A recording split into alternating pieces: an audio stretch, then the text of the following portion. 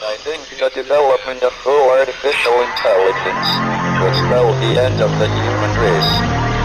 It's a flying object, and we don't know what it is. I would hope somebody is checking it out. I don't know if it was a rocket or whatever, but it could be fast, opposite direction. It was too fast to be an airplane.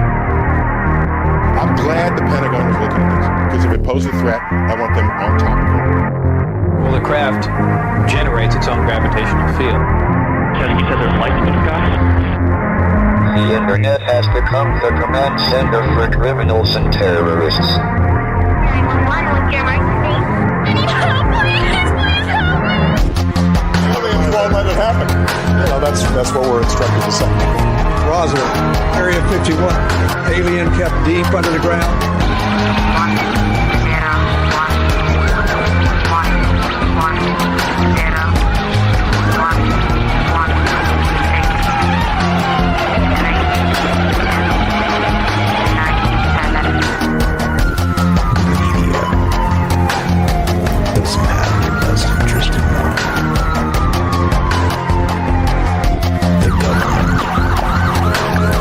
self-serving. You're here for a reason. You're listening to Troubled Minds Radio.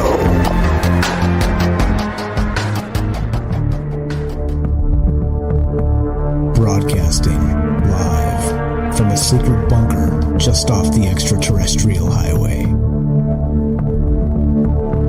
Somewhere in the desert sands outside of Las Vegas.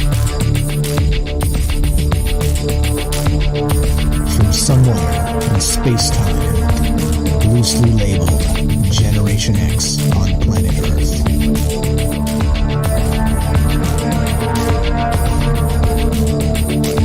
And asking questions of you in earnest into the digital darkness. Good evening and welcome to Troubled Minds Radio. I'm your host, Michael Strange, and hello to all of you who may also have troubled minds. What's going on, guys? We're here with James tonight. We're talking about UFOs. That's right. This is, of course, a show where we get together and talk about all of those things we're not allowed to talk about. You know what they are.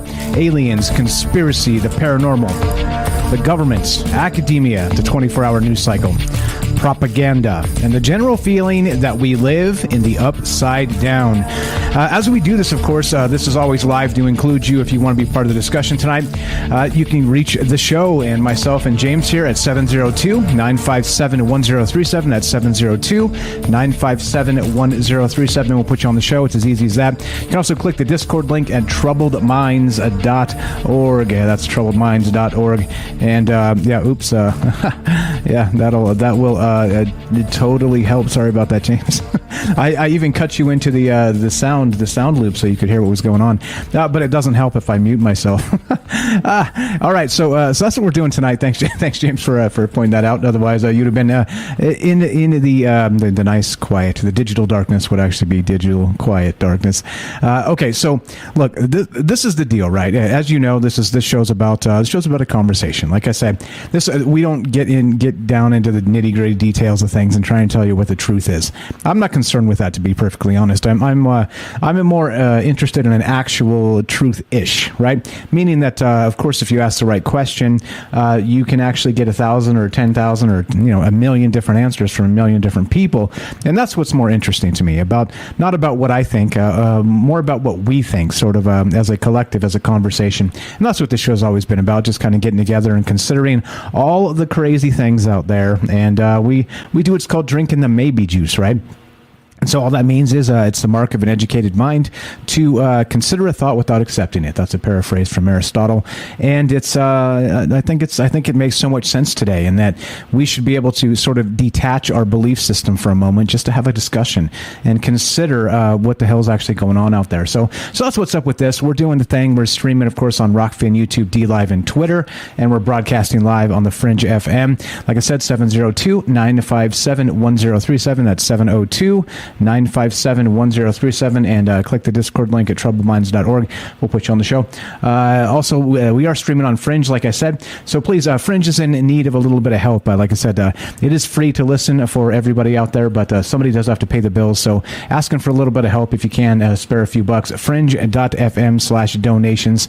Appreciate that very much. Let's go to hey, I know the moment you've all been waiting for, ladies and gentlemen. James of Salcedo Paranormal. What's up, my man? Welcome to Troubled Minds. How are you? I'm okay. Can you hear me? Loud and clear. Loud and clear. What's going on, man? What's going on? The hot news today, right? We got the Congressional Ufo hearings. Did you get a chance to listen to it? Some of this stuff, at least? Yeah, I missed the first 10, 15 minutes because I was working on stuff, of course. But I caught most of it. The rest of it after that, and yeah, there were some interesting things in there. I mean, I know if you look online, there's various takes on what actually came of it, but there were still a couple moments that were I think were interesting. Again, I don't like that word, but there it is. Fascinating. Yeah. Compelling. Yeah. All the rest of that stuff.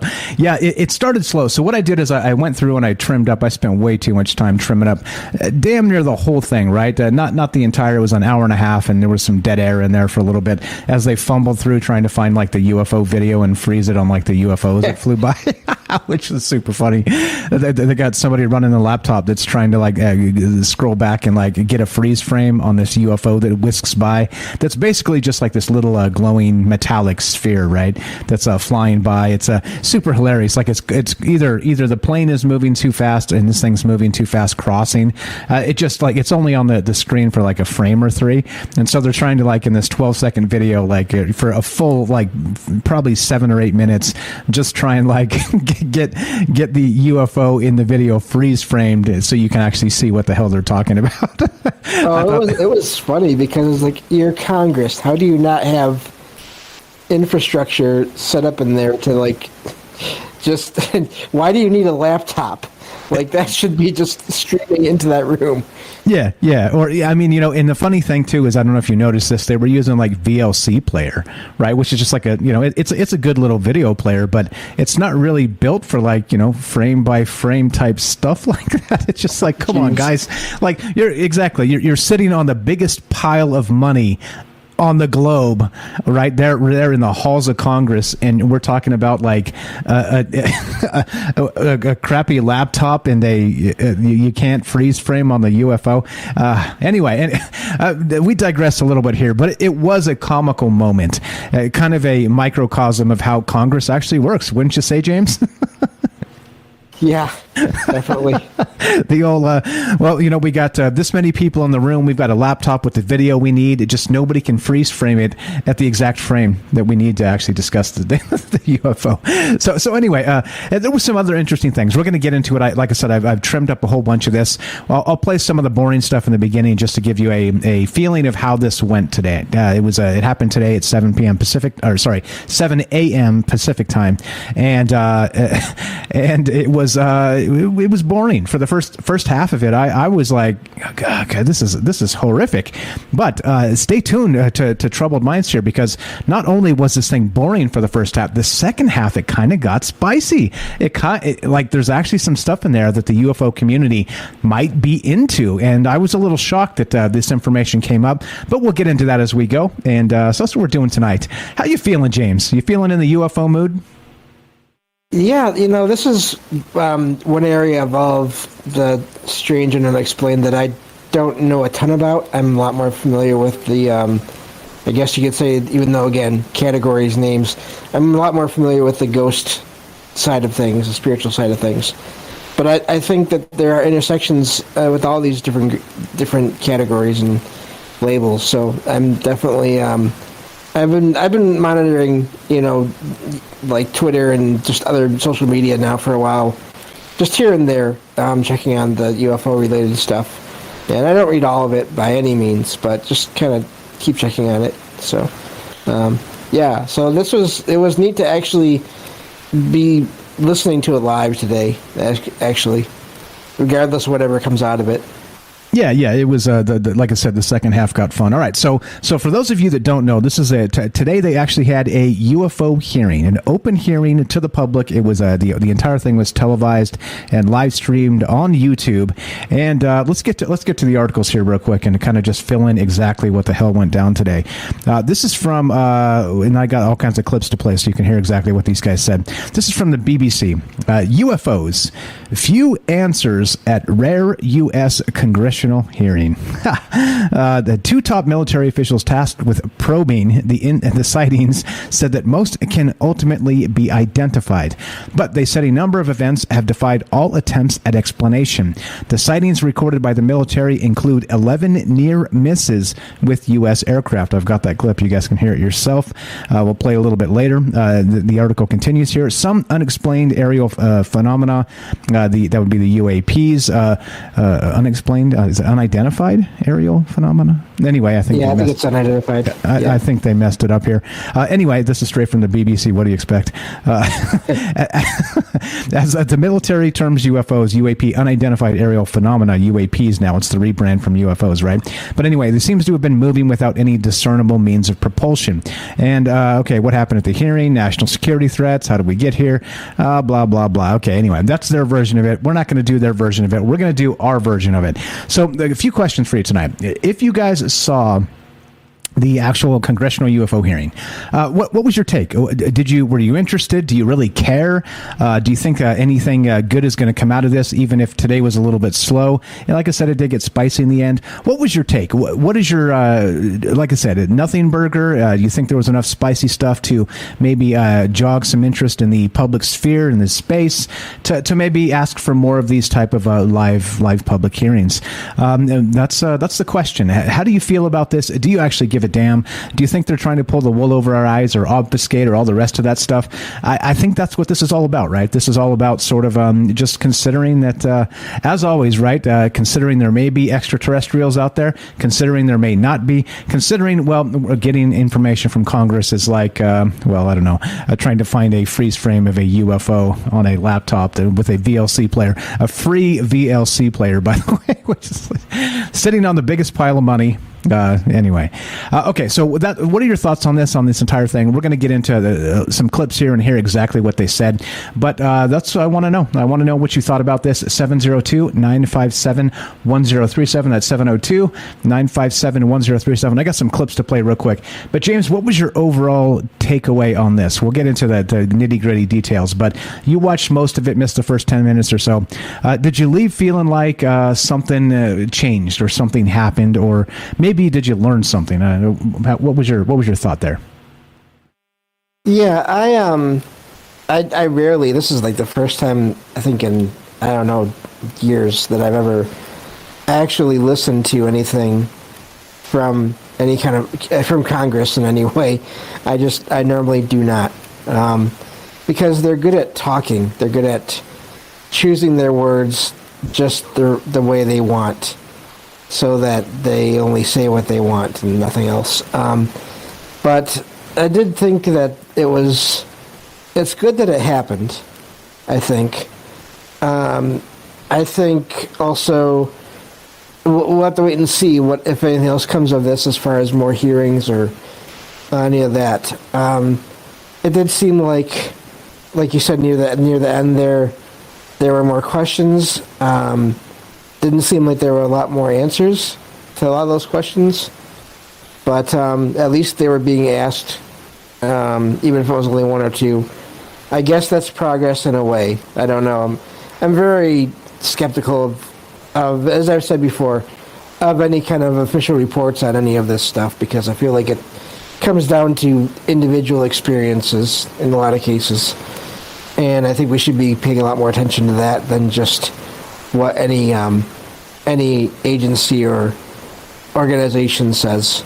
But also we shouldn't totally dismiss it either. Just have to be careful. So, and that's basically it. All right, fair enough. Let's play a few clips and get you. Let's put you guys to sleep with this, because this is how this thing started. I'm going to get you a little bit of echo for a minute here, James, as we play some of these so you can hear them. Remind me if I don't turn it off, pretty please.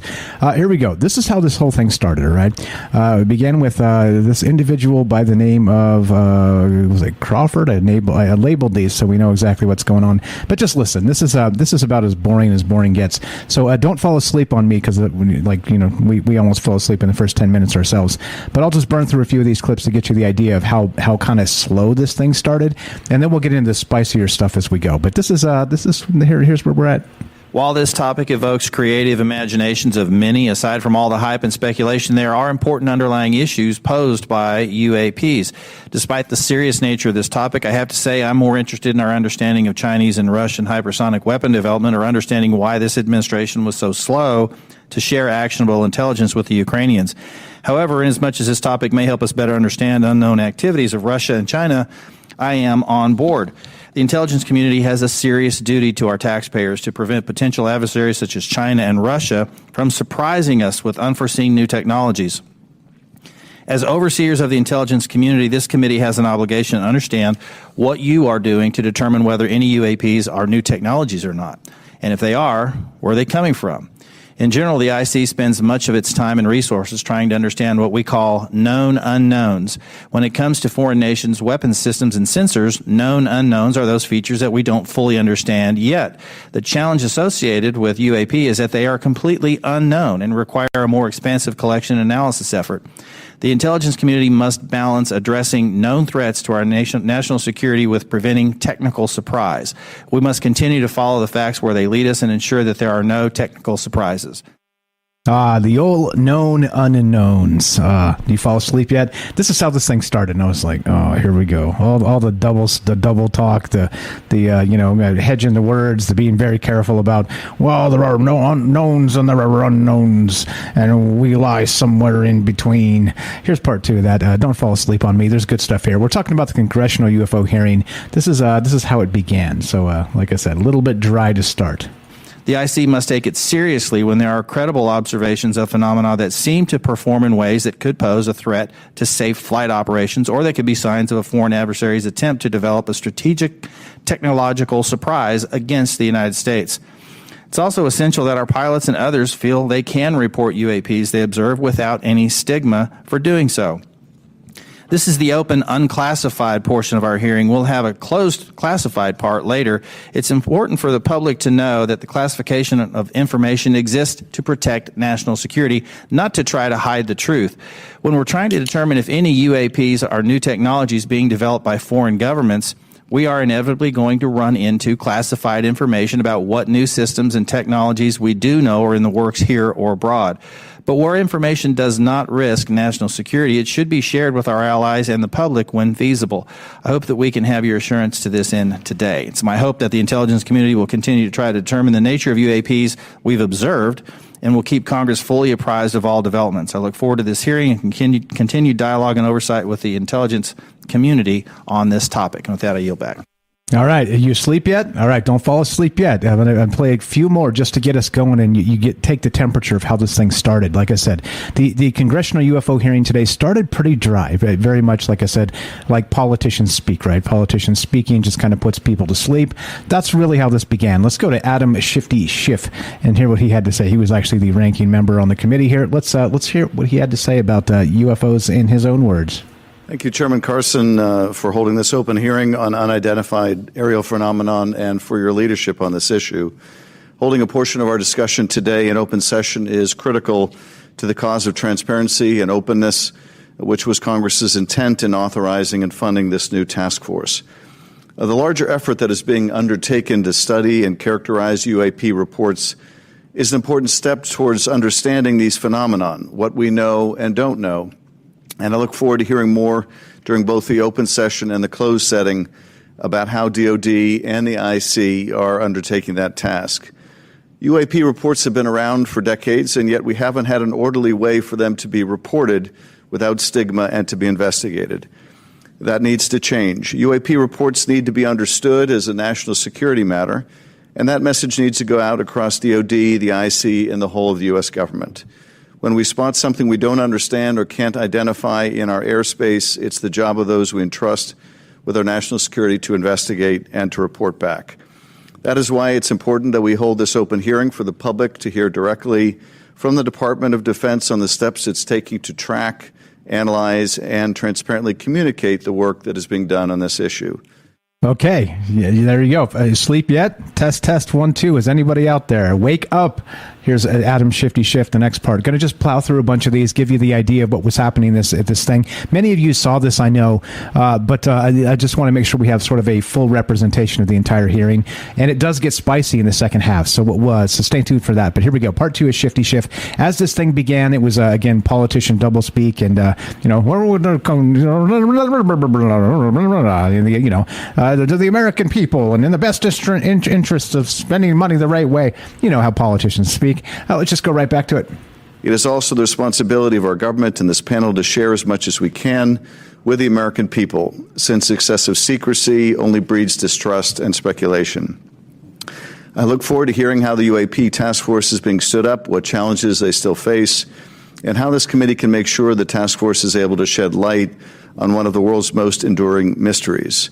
I thank you gentlemen for your work, and be very interested to hear what you have to say. To me, among the most fascinating questions are these phenomena that we can measure. That is, instruments report there is something there.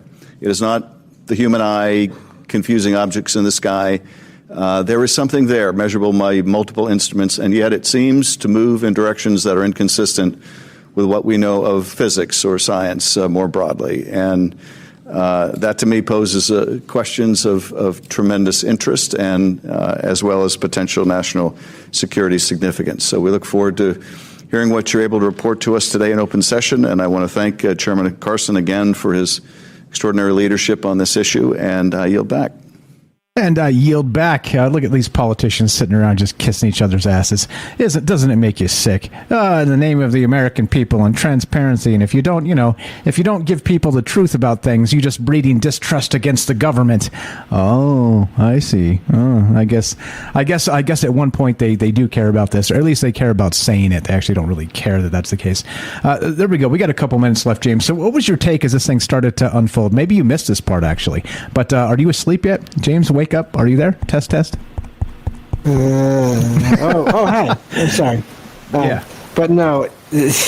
Also, I'm just curious here if anyone has set up a count for the number of times they mentioned national security in that video. Yeah, well, that's one of the big knocks on this whole UFO game. They think that it's just another scam to get more defense spending, right? They're like, oh, not just Russia and China, but now the UFOs they're going to land on the White House lawn and abduct, our great leader, right? Treat him nicely, please, and don't bring him back. How about that? So I mean, look, and I'm just kidding, of course, but only kind of kidding. But okay, this is how this thing started. Right, very, very dull, very like, oh, here we go. It's going to be one of these, right, where they spend this time like an hour and a half talking, and they don't ever actually say anything. But that's not the case. It got hot and spicy. So hang tight for that. We're still taking your thoughts on this, all right, as we go tonight. We're here with James of Salcedo Paranormal. He's got a podcast called exactly that. Links in the description. Give him a follow. Good friend of mine. He's here helping us out. And Ash will maybe be along tonight as well. So Ash, the reptilian from Mars, you guys know him as well. He'll be along in a moment, hopefully. He's got some things he had to handle. And if he can make it, break out of that cave in Mars, he'll grace us with his reptilian presence. So we're still taking your thoughts on this. What happens with this? What happened with this hearing today?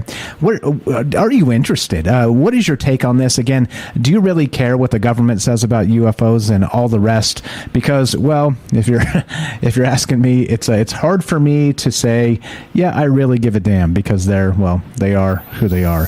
So as we get down to this, like I said, give us a call. Love to hear your thoughts on the UFO congressional hearing today.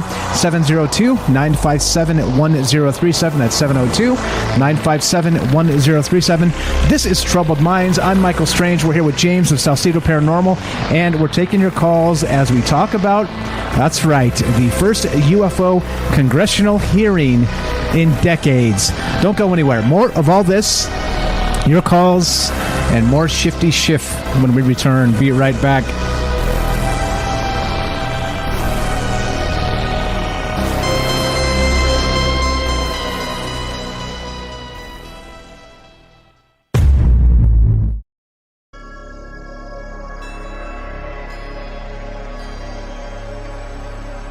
Welcome back to Troubled Minds. I'm your host, Michael Strange, and we are streaming on Rockfin, YouTube, DLive, and Twitter. And of course, we're broadcasting live on the Fringe FM. Tonight, we're taking your phone calls as we discuss the Congressional UFO hearing that happened today. Actually happened today. It went down at 7 a.m. this morning Pacific time.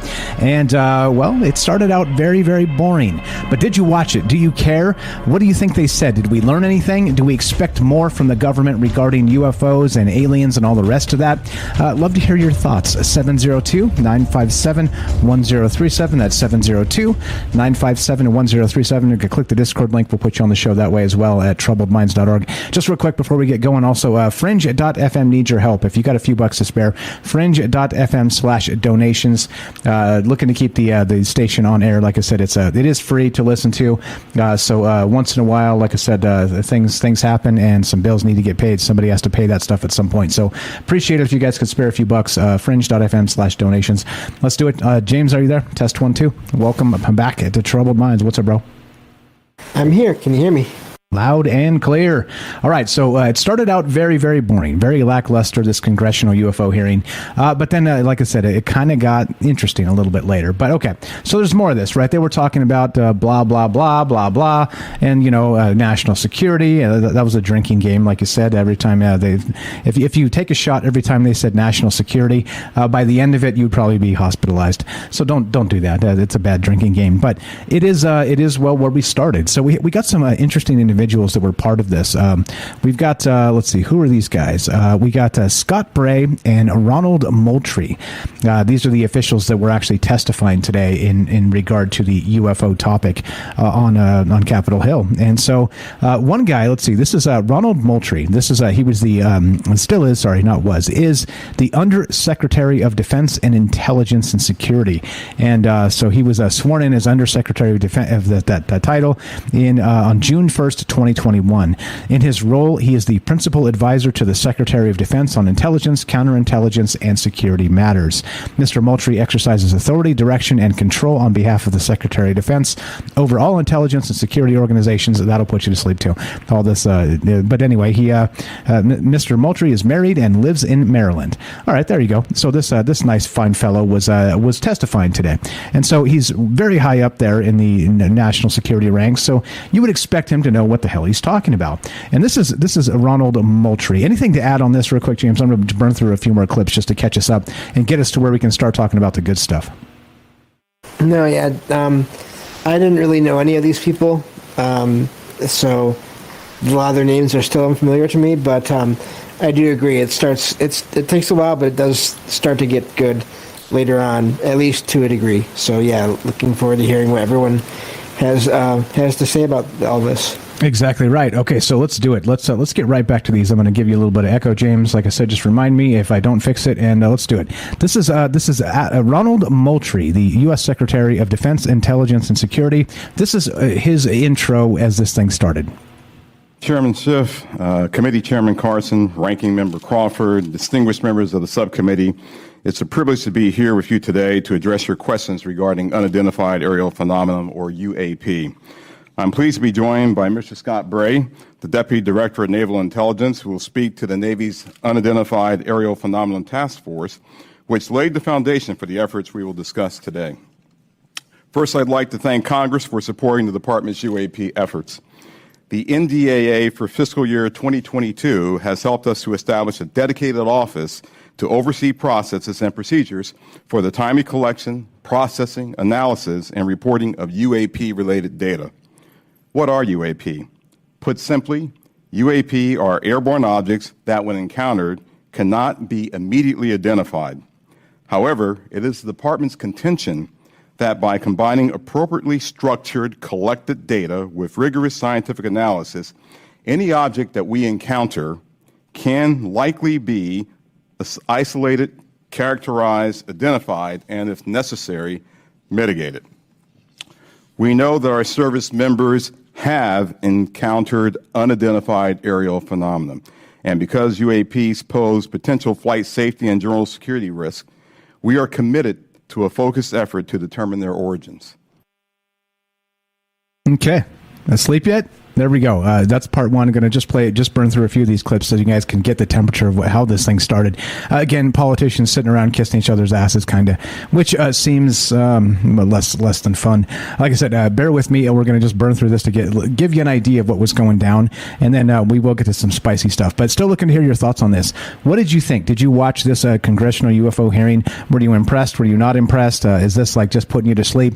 Trust me, I'm just saving the good stuff for the back half here and pulling the drama card out, because if we jump right to the good stuff, then we end with the lousy stuff, and you guys are already asleep. So let's put you to sleep first and wake up. So here we go. This is the same guy. This is Ronald Moultrie, part two. Our effort will include the thorough examination of adversarial platforms and potential breakthrough technologies, U.S. government or commercial platforms, allied or partner systems, and other natural phenomenon. We also understand that there has been a cultural stigma surrounding UAP. Our goal is to eliminate the stigma by fully incorporating our operators and mission personnel into a standardized data gathering process. We believe that making UAP reporting a mission imperative will be instrumental to the effort's success. The Defense Intelligence and Security Enterprise provides real-time support to our warfighters and mission personnel across all domains.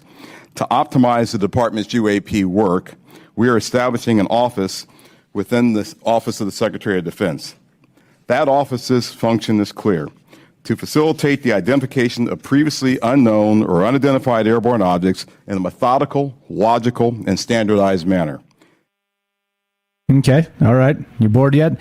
So this is how it started. Like I said, I was very not happy with how this began, and I was like, oh God, I can't sit through an hour and a half of this.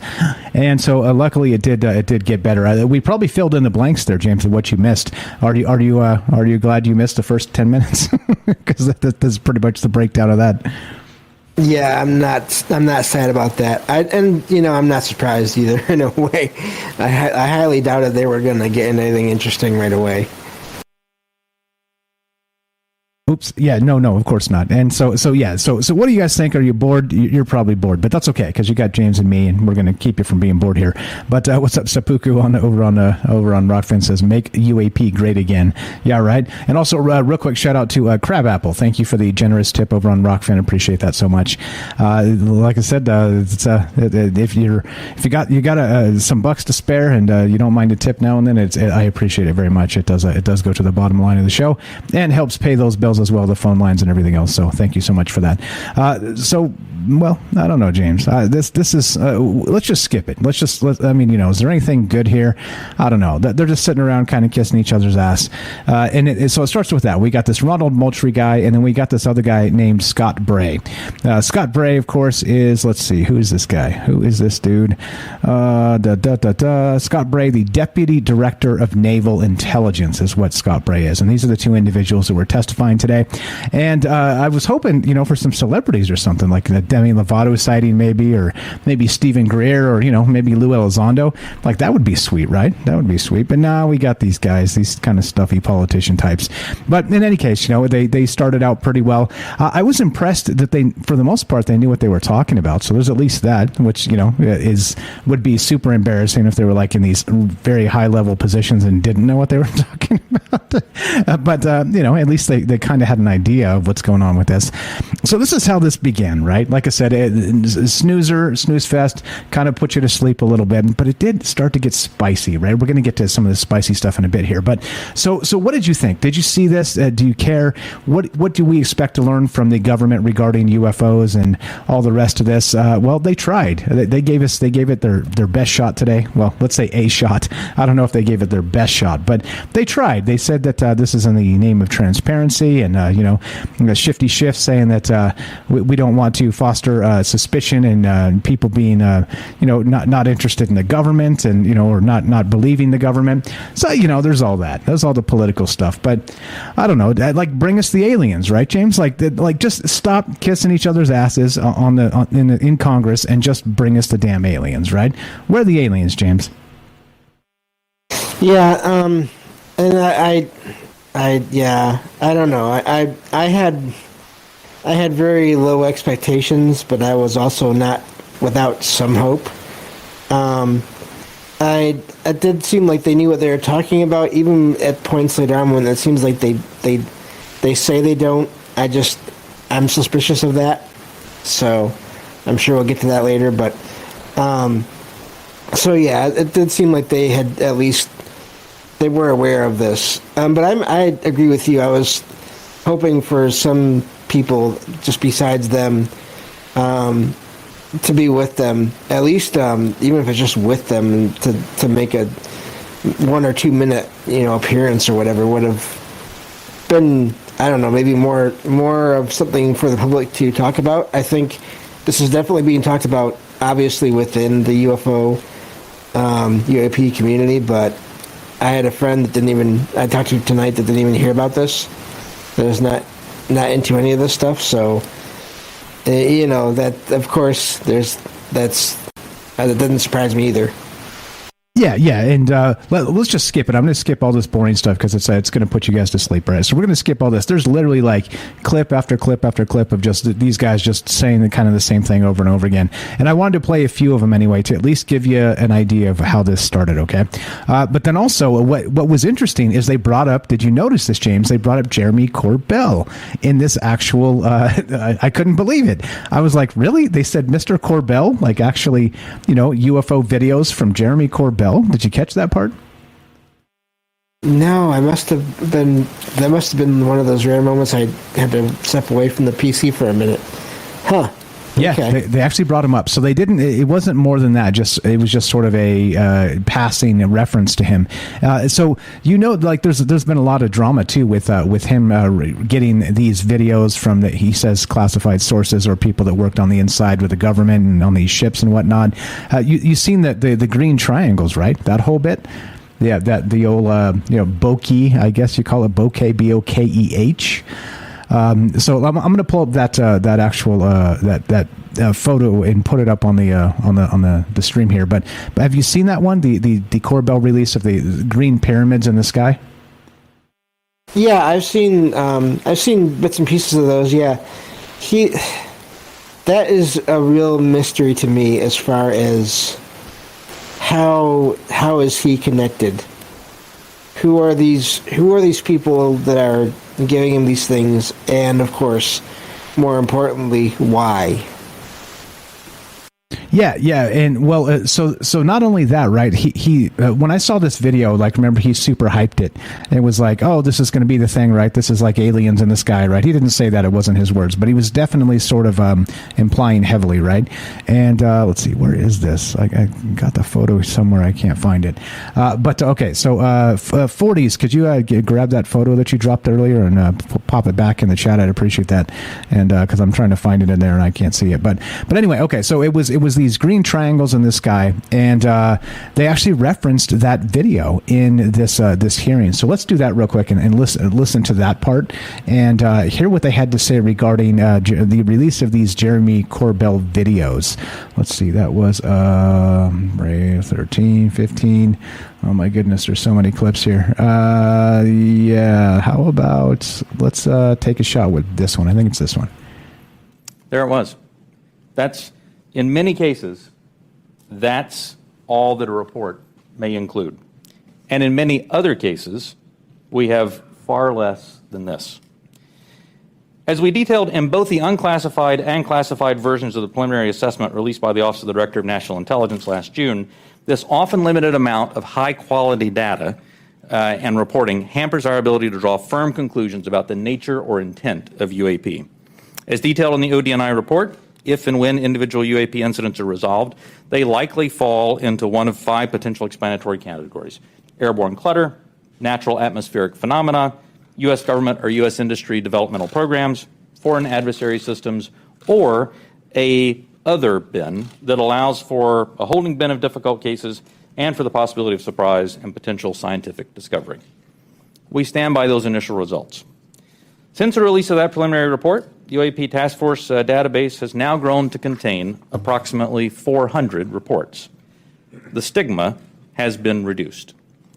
We've also made progress in resolving the character of a limited number of UAP encounters. For example, let me show you a couple of another video and image taken years apart in different areas.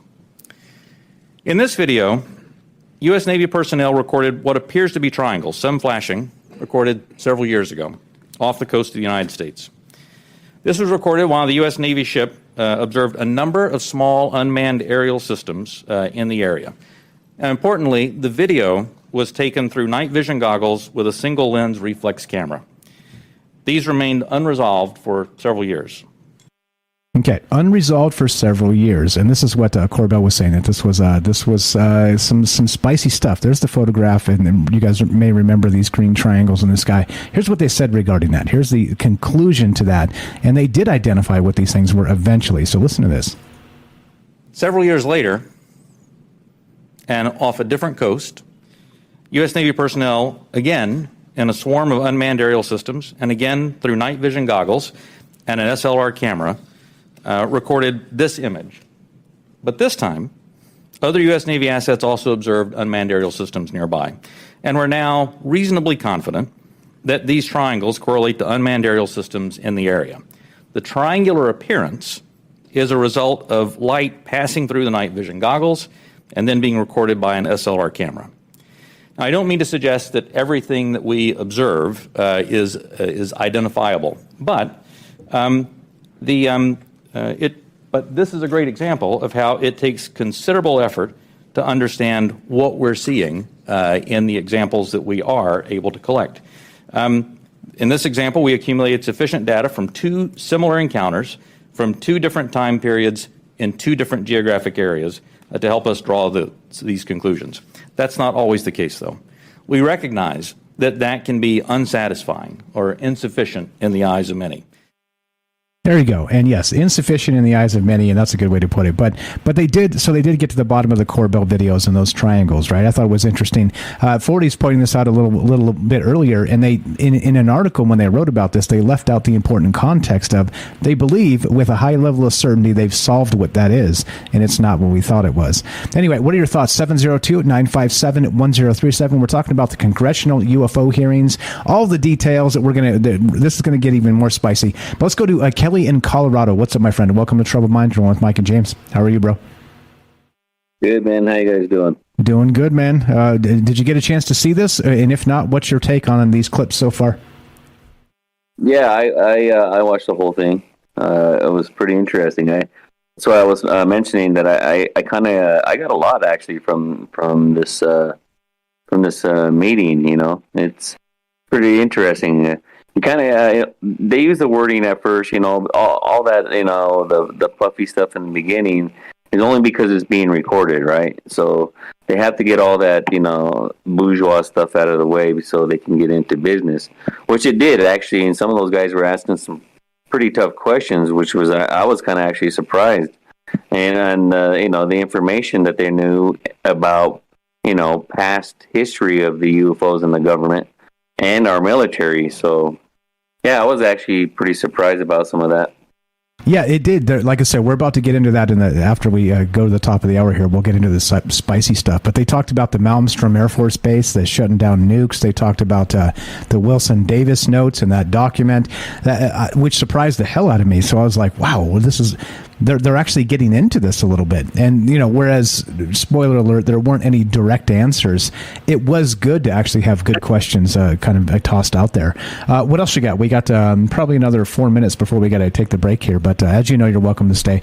But what's your take on the rest of it? You did learn some stuff. You thought there were good questions. What else can you share with us regarding your take on the Congressional UFO hearing? There's a few things, actually. I was taking notes while I was watching it, but for me, when they very first started, right, and they were talking about, like, you know, the guy Scott Bray, the one from the UAP, you know, he was from He's a task force for the Navy. But yeah, he was when he was talking about it, they don't know what some of these things are, and they were showing pictures or the videos of it. Man, that tells you right there. I don't know what else to have some people, I know they can't really come out and say it, but that, to me, that's telling me that's disclosure right there, that they don't even know what some of these things are. That's pretty interesting. That I caught some of that. But what I didn't like, or some of the guys, some of those committee members, they got them on the part where some of the history of, like I said, of UFOs in the military, which, like when he brought up Blue Book and ATIP, right? So they were saying that they actually had the goal to say that there was no information or any kind of investigation from Blue Book to ATIP, which kind of, even then, the guy who was asking the question, he was like, come on, really? Oops, muted myself. Yeah, so I was actually, I was surprised they brought up Project Blue Book. And and they even did say that there was nothing on the books from Blue Book to now, which I'm with you. That seems unlikely to me, that they would have just forgot about it since 1965 or whenever that ended, 1963, something like that, and then just suddenly fired up ATIP in 2008 or whatever. That doesn't make any kind of sense. So that type of stuff makes you go, okay. Okay, I'm with you there. But it was good that they acknowledged that there did used to be a government UFO program, and it was Project Blue Book. What else you got regarding this, man? Okay, so some of the questions, all right? So, this is what really caught my eye, or even my ear while I was watching this, was as soon as they were bringing up not only UFOs, but they were talking about underwater UFOs.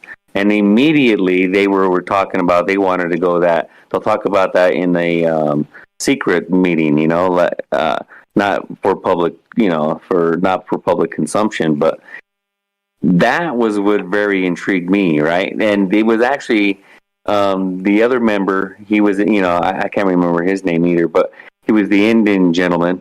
He was saying that, when he brought that up again, actually, there was a few questions he was asking, and, they kept saying that they wanted to take that. They couldn't have answers for that right now, so they wanted to take a lot of his questions to the secret meeting again. But, he also brought up with, physical objects. He wanted to know about physical objects. If these things are actually a physical object you can walk up and touch, right? And what was interesting is the answer was no, that some of these are actually almost kind of like what everybody used to, in the ufology community, is that, even like the guy that would call up that old radio station, he was talking about that these things were interdimensional beings or even craft. So that kind of intrigued me too, that they were saying that not everything that you can, that was out there is that you can be able to have that is physical objects, but more like dimensional objects, which is interesting. And then there was a guy, his name was Mr. Lloyd. He was actually against kind of like some of. We got to go. We're going to do a break, so go ahead and finish your thought. But you're welcome to stay after the break, okay?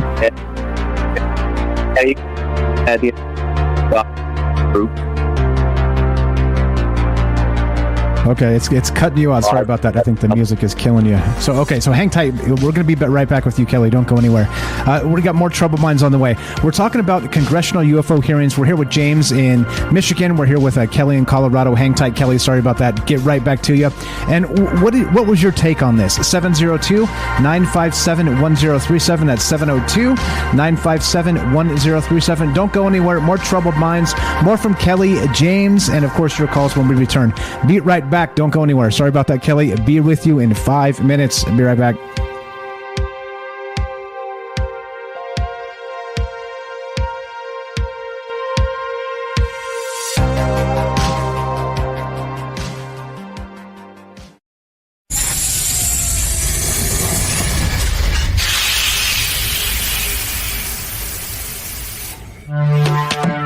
We are talking about the alien abduction phenomenon. The aliens are looking through your eyes, and they're accessing your optic nerve. I'm doing fast. And through that optic nerve, they're transferring to your brain. People are talking random images as they traverse neurons in the brain. All right, so and they also feel them planting or receiving memories or ideas or images.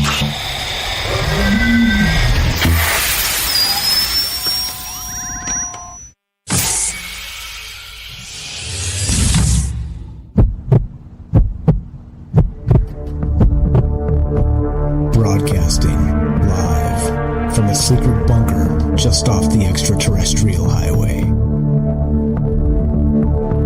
Somewhere in the desert sands outside of Las Vegas. From somewhere in space-time, loosely labeled Generation X on planet Earth.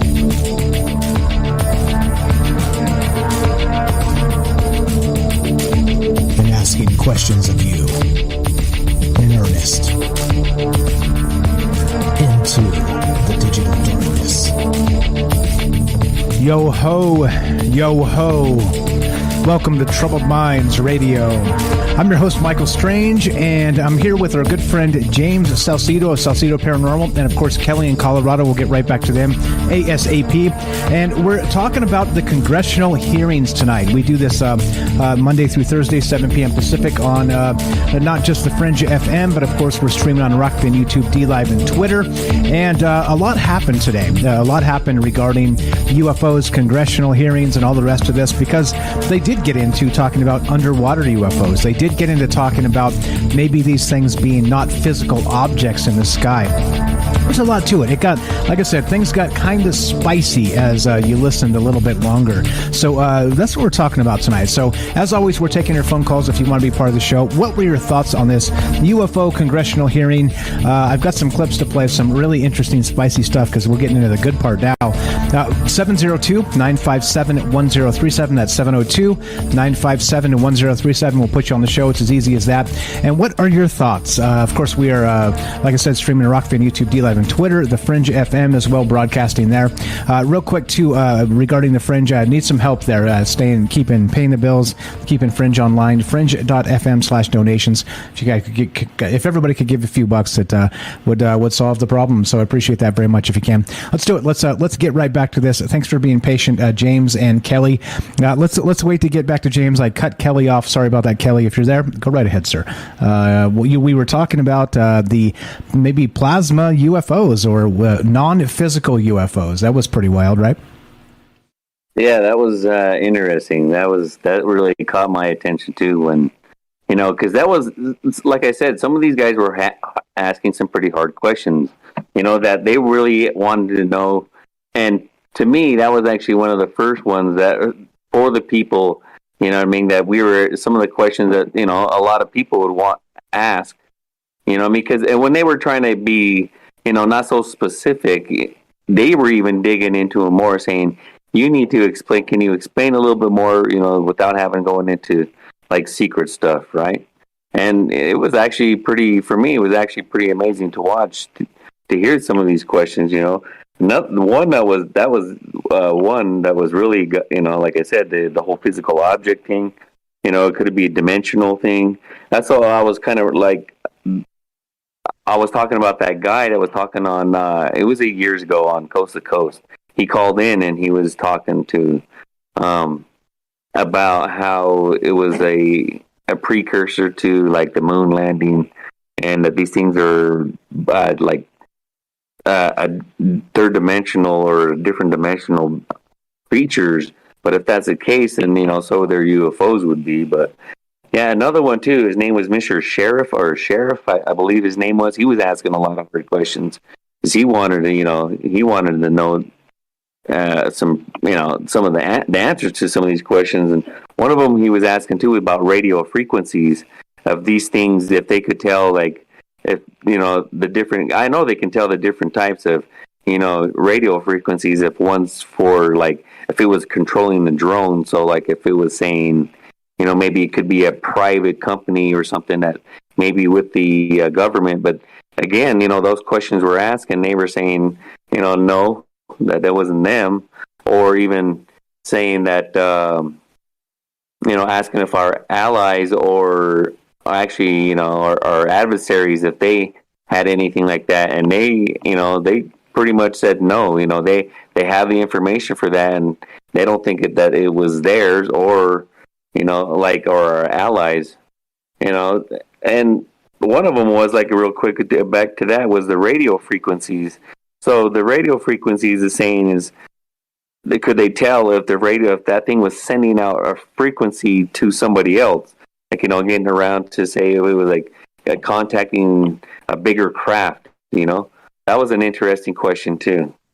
Yeah, they did sort of range far and wide. I was impressed with what some of the not senators, the House representatives. Some were a little more on the ball than others. Like, it started out a little goofball, like I said, but then by the end they were asking some pretty good questions, I thought, and it did get interesting. And I think that's the most important part here is asking some of these questions in public with not the X-Files smoking man and his a group of people in a dark room, without anybody watching, sort of stuff. It was good to see. So, and I've been pretty down on this myself. Just what good's a congressional hearing going to do? Even if we didn't get answers, they were asking questions. And so, to me, if you ask the right questions, that's what this is all about, right?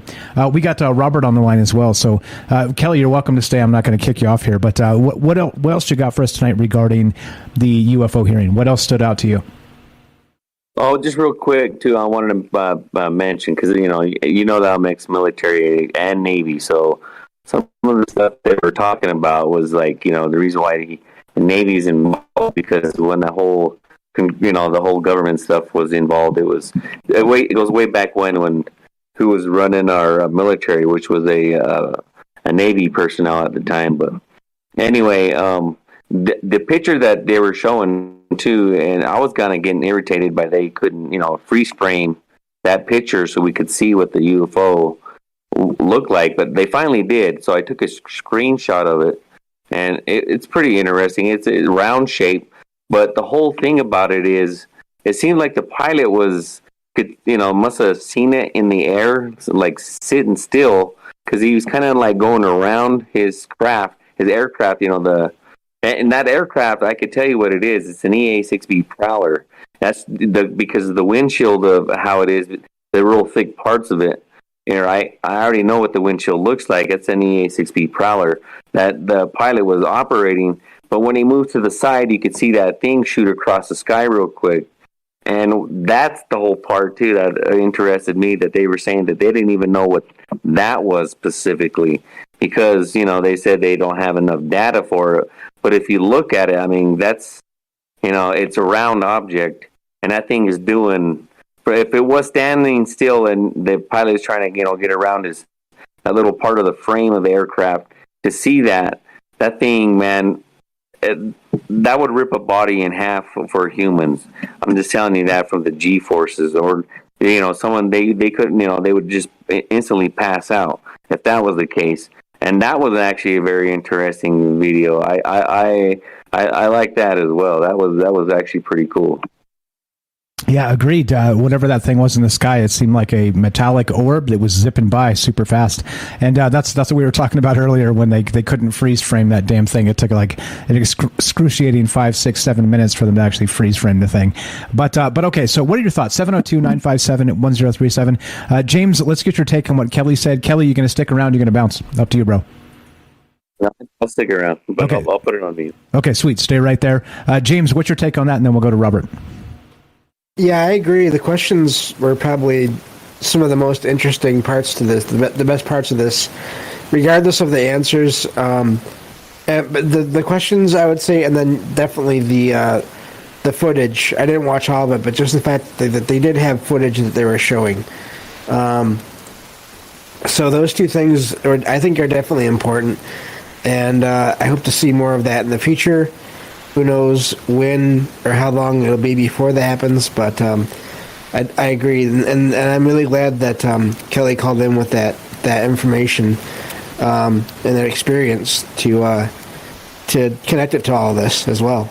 Exactly right. It's good to have somebody that knows what they're talking about regarding the military equipment that they're using there. What are your thoughts, guys? Congressional UFO hearings. Were you impressed? Were you not impressed?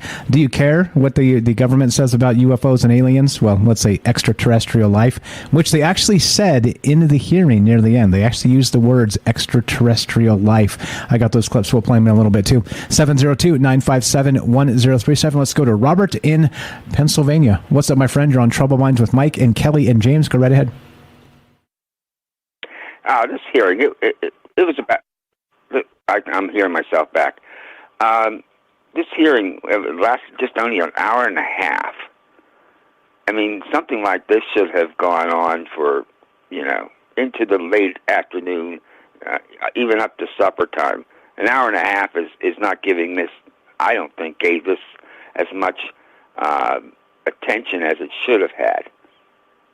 Yeah, that's a fantastic point. Some of these committees and hearings, they do go for days and days and days and days. But yeah, they trim this one super fast, and that's a fantastic point. I didn't even think of that.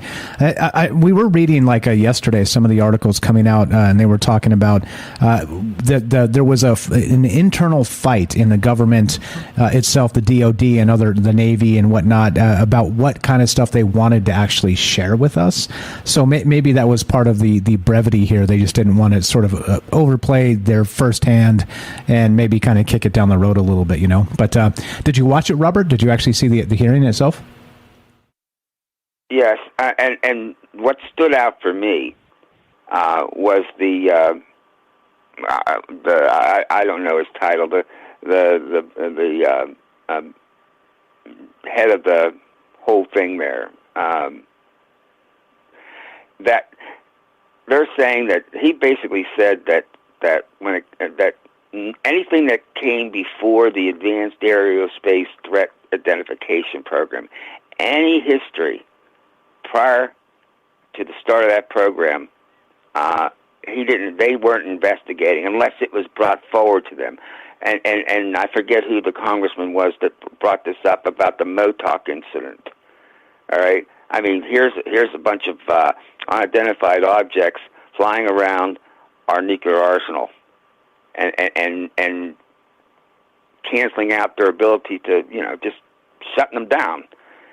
And he was asked about that, and he acted like he didn't know anything about it, but you could tell that he did.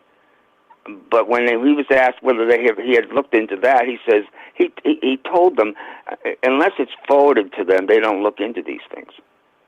Unless something is forwarded to them to investigate, they don't look into those things. Which, of course, seems absurd. That seems absurd. And what they were talking about data collection in terms of video, in terms of radar signatures and things like this.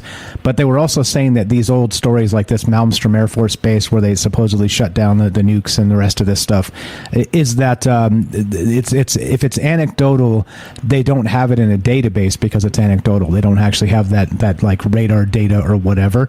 That was the sort of the implication of what he was trying to say. And then again, plain stupid, like you just described. Well, if they don't forward this to us, we don't investigate it.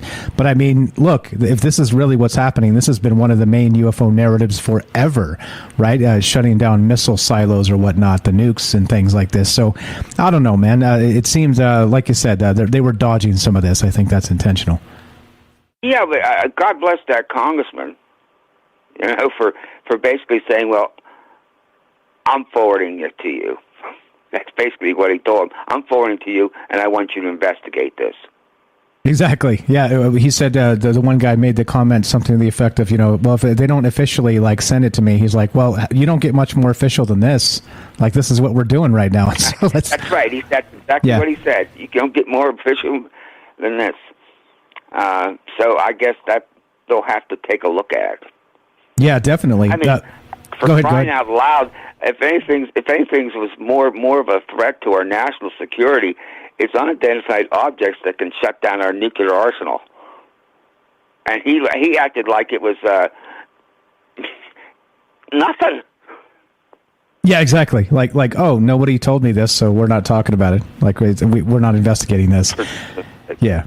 You would think he would have said, You would think he would have said what he said about when they talked about the underwater ones, the underwater UFOs. All right, when they brought that up, and he says we'll have to go to a closed session on that one. Remember that? Yeah, exactly. Like they didn't want to discuss that intermedium travel of the Tic Tacs going underwater or whatever, right? Yeah, I mean, and they said we'll save that for the closed session. What I wouldn't pay to be a fly on that wall on the closed session to see what they're actually talking about.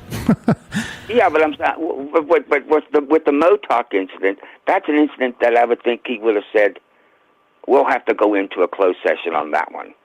Right, exactly. Instead, it was like. It's really like he never heard about it before, and he had to have.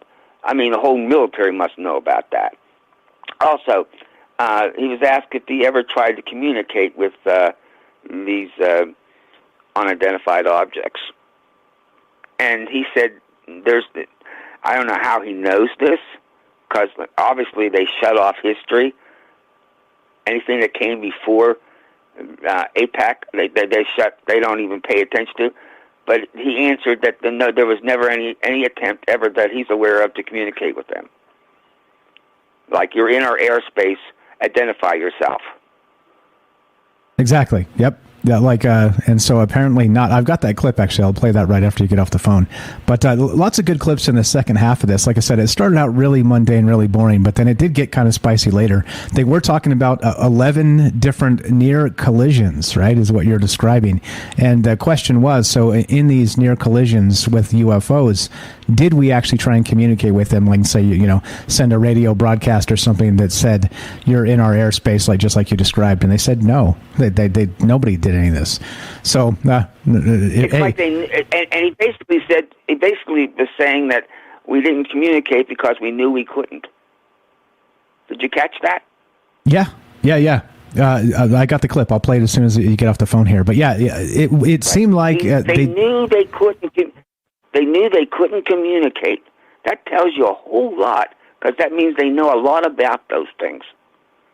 Exactly, and at least more than they're telling us. That's for damn sure. One more thing. Sure. One more thing. I can't remember who asked this, but didn't somebody ask about if there was any of these unidentified aerial phenomenons seen in space, by our astronauts or whatever? Did they ask that question? Not that I can recall, but I think that question was asked because it's sticking in my mind, because that would be the perfect question. Because if he would have been answered the question that yes, they have been seen in space, that would have settled the issue. Yeah, that would have settled the issue once and for all, that these are not of this earth. Which they didn't want to touch. They didn't really want to go there. I mean, they at the end they kind of opened up as, we're going to go where the data leads us, and they did say the word extraterrestrial, but they didn't do a whole lot of speculating on what this stuff might be. Yeah, I'm with you. I think it was a little bit of obfuscation, a little bit of dodging some questions, but there were some good questions asked. And like you said, God bless the House representatives that actually had the let's say the sack to actually stick their neck out and ask some good questions. Yeah, it was very. I agree with you. That last hour was.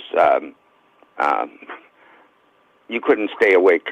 You could stay awake when listening to that last hour, but if I'm going to go through it, I'm going to watch it over again, because I'm pretty sure I heard somebody ask that question about whether or not these unidentified objects have been seen by our personnel in space. Gotcha. It could be. It could be. I may have missed it. I'm going to review that. Right on. On. I'm going to review it, and if I find it, I'll let you know.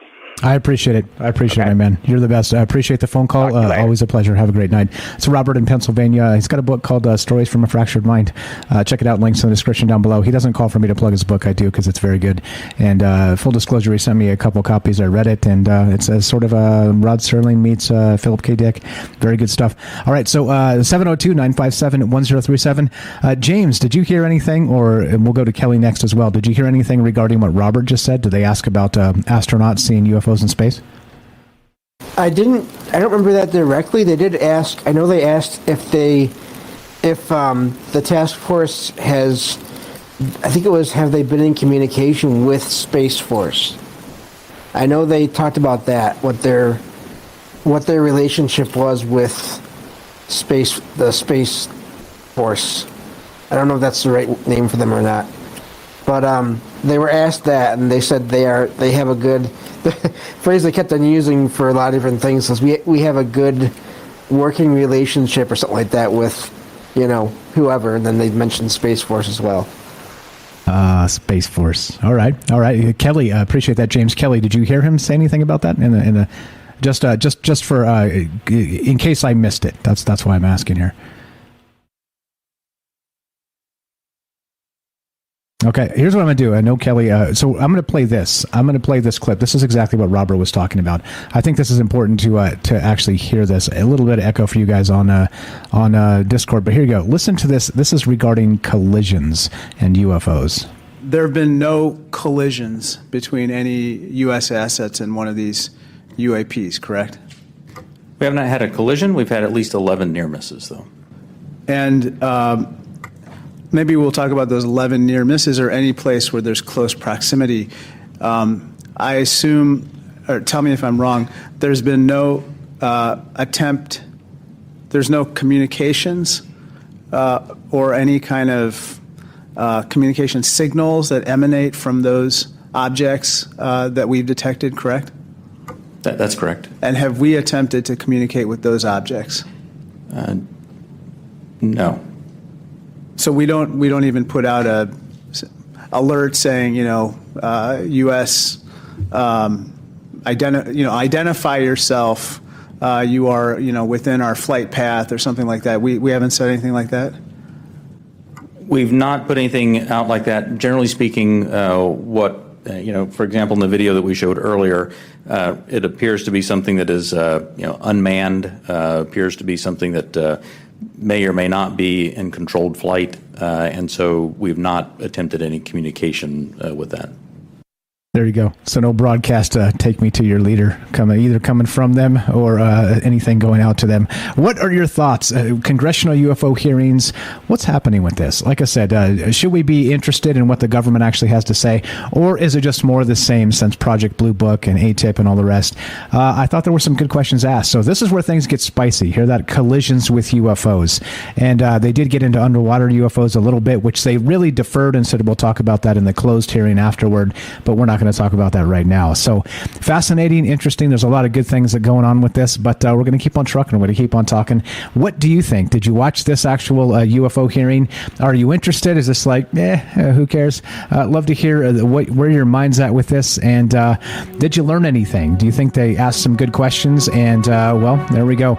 If you want to be part of the show tonight, we're here. James is here. I think we had Kelly. We'll get back to Kelly as well in a sec.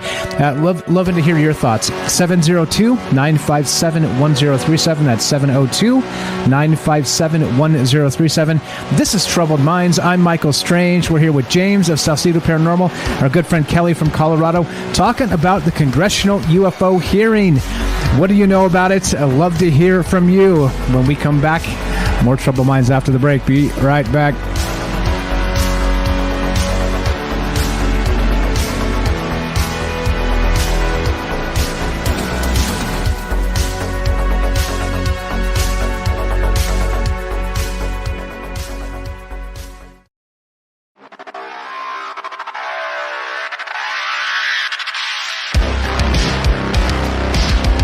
Welcome back to Troubled Minds. I'm your host, Michael Strange, and we are streaming on Rockfin, YouTube, D-Live, and Twitter, and we are broadcasting live on the Fringe FM. We're taking your phone calls, of course, as we discuss this idea tonight. You got it. UFO congressional hearings. For the first time in decades, today, they actually were talking UFOs in the halls of Congress.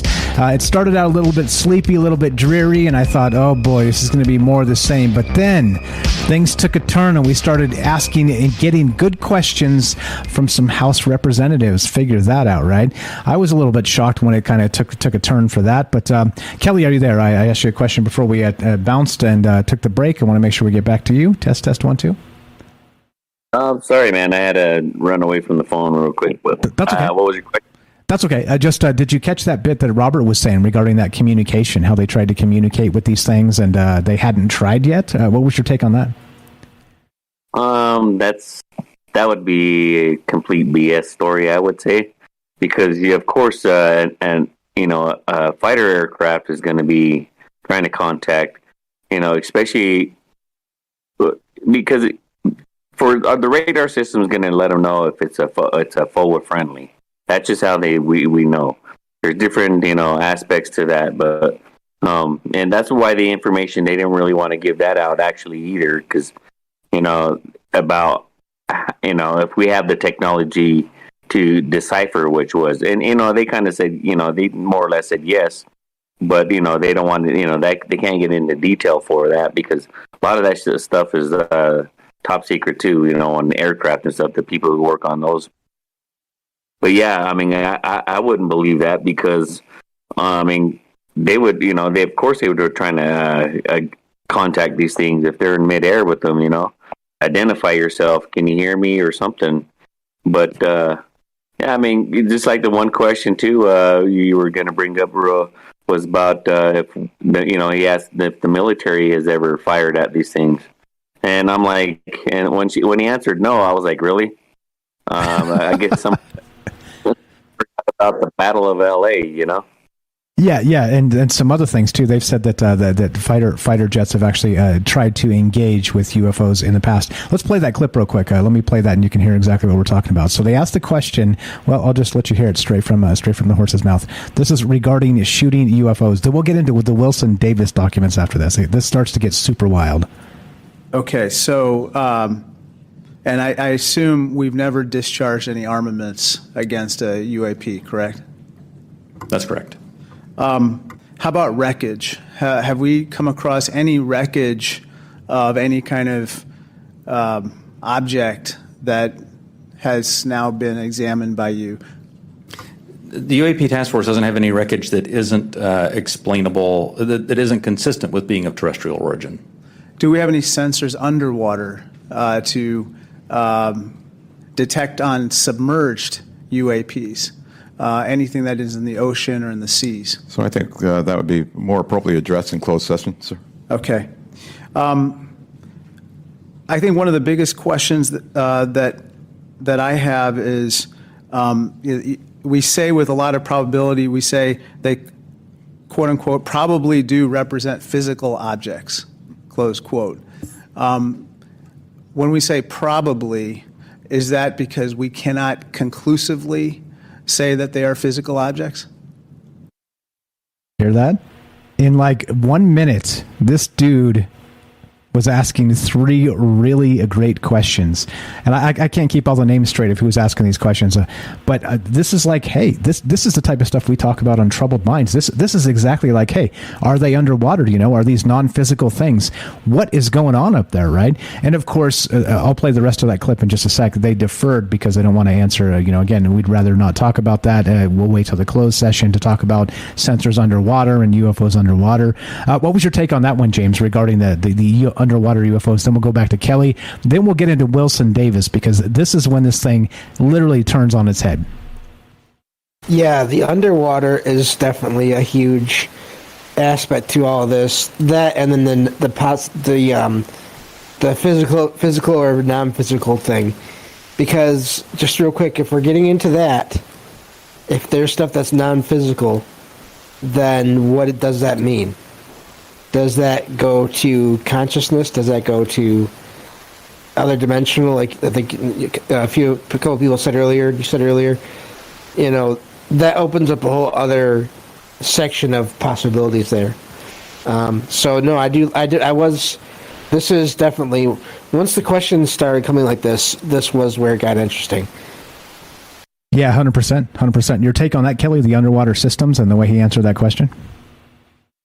Yeah, I mean, that's the one I was actually talking about earlier, was those questions there. I was like, wow, man, those are great questions. Just like you were saying, it's the type of stuff that, we kind of ponder here on this show. But yeah, man, that was a great question, because with some people, I don't know if a lot of people know, but especially in the military, and when we try to apply for jobs that have to do with, like, being a submarine or even being an oceanic investigator, right? You can be attached to some of these what we would call a squadron or whatever, but some of these outfits that we could get to. That a lot of that stuff, having to deal with underwater, you have to sign a lot of secret agreements. You're not to disclose anything, and that's the really trippy part about it. I'm like, really? I mean, isn't that part of the planet? What do you need a secret disclosure for that? And the secrecy. You swear to secrecy, not to talk about anything, and that's even like working for, I believe, with NOAA. You have anything that you're finding deep underwater.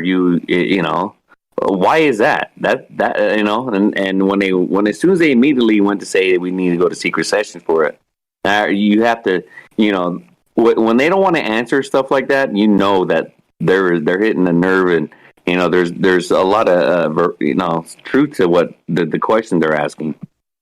Exactly right. And so it was a good question again. So he talked about the underwater UFOs. He talked about have we ever shot at UFOs? He talked about crash retrievals. Do we have in our possession any sort of craft that crashed that we were able to retrieve the materials from the craft itself? He asked in 1 minute. He asked these three questions, which is like, damn, finally, like somebody's actually talking about this stuff, right? That's a good thing. I was shocked, to be perfectly honest, when it got to the back half here and they started actually discussing this stuff. I was like, no way, like these guys are actually kind of on the ball with this. I was expected some fluff BS that they're kind of just putting us on a little show, and then they're going to take off and just be like, whatever, high five behind the scenes, right? The WWE wrestling sort of situation. But this is when it got crazy. Now, the Wilson Davis docs, right? That memo, the Wilson Davis memo. Okay. Now, the story goes a little something like this. Back in what was the thing here? I got it on Reddit. So back in 2002, all right, Admiral Tom Wilson was actually met with Eric Davis in the EG&G parking lot building just south of the Vegas airport here in Vegas, right? They met in some like the backseat of an SUV, and they were talking about special access programs. They were talking about the crash retrievals. They were talking about Roswell type stuff and saying that this stuff exists and the government has it. It's just so well kept, sort of maybe off of the government, let's say, property, that they have these different contractors that are actually kind of overseeing this information. There's a whole thread here on the complete summary of the Wilson Davis memo. Check it out.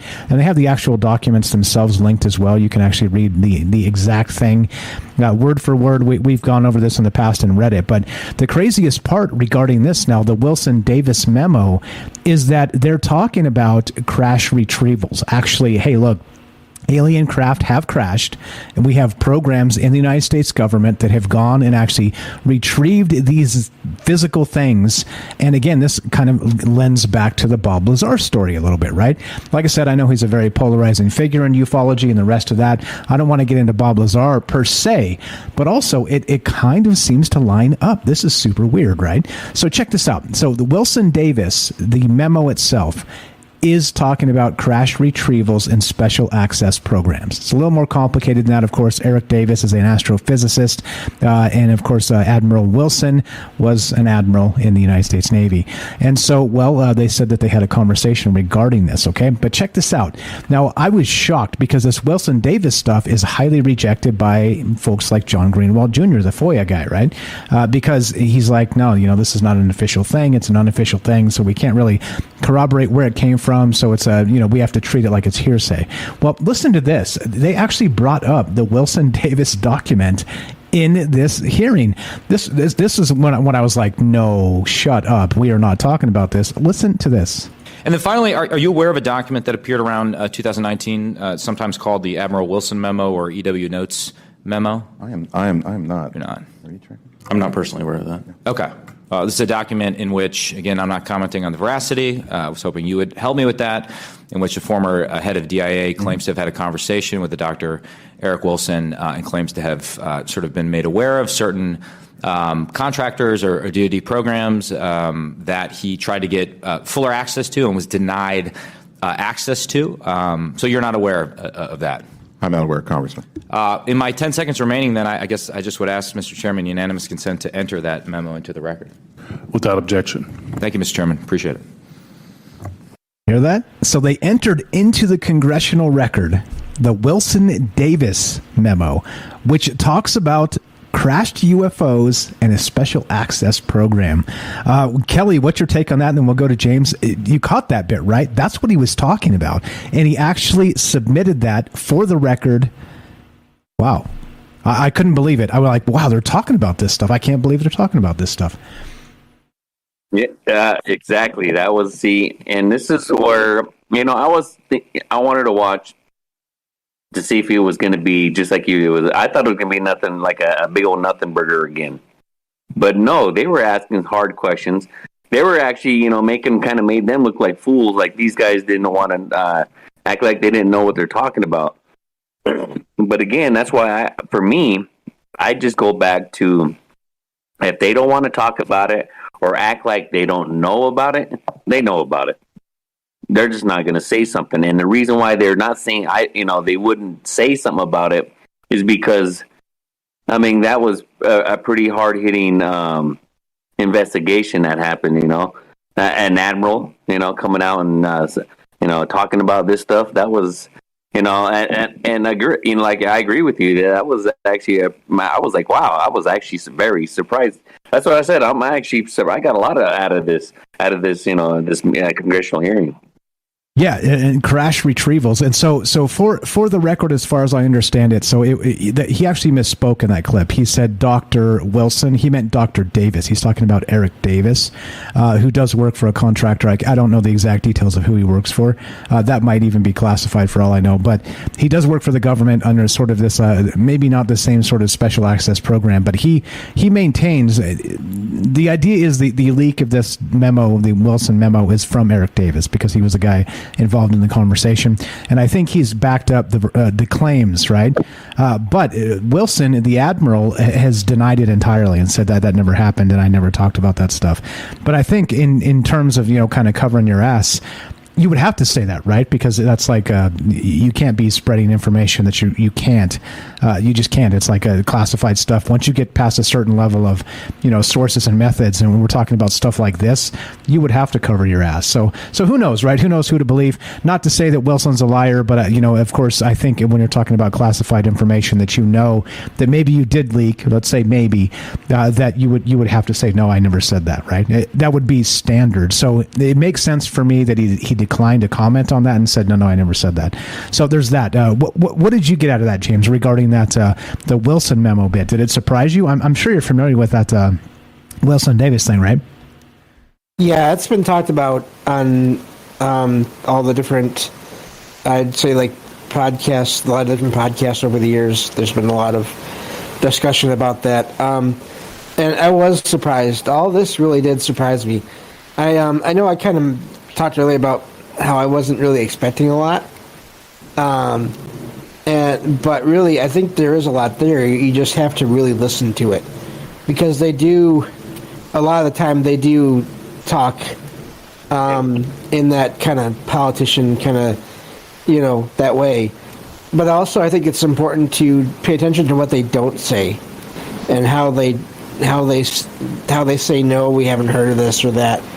I don't believe most of that when they said anything like that. It just didn't seem honest to me.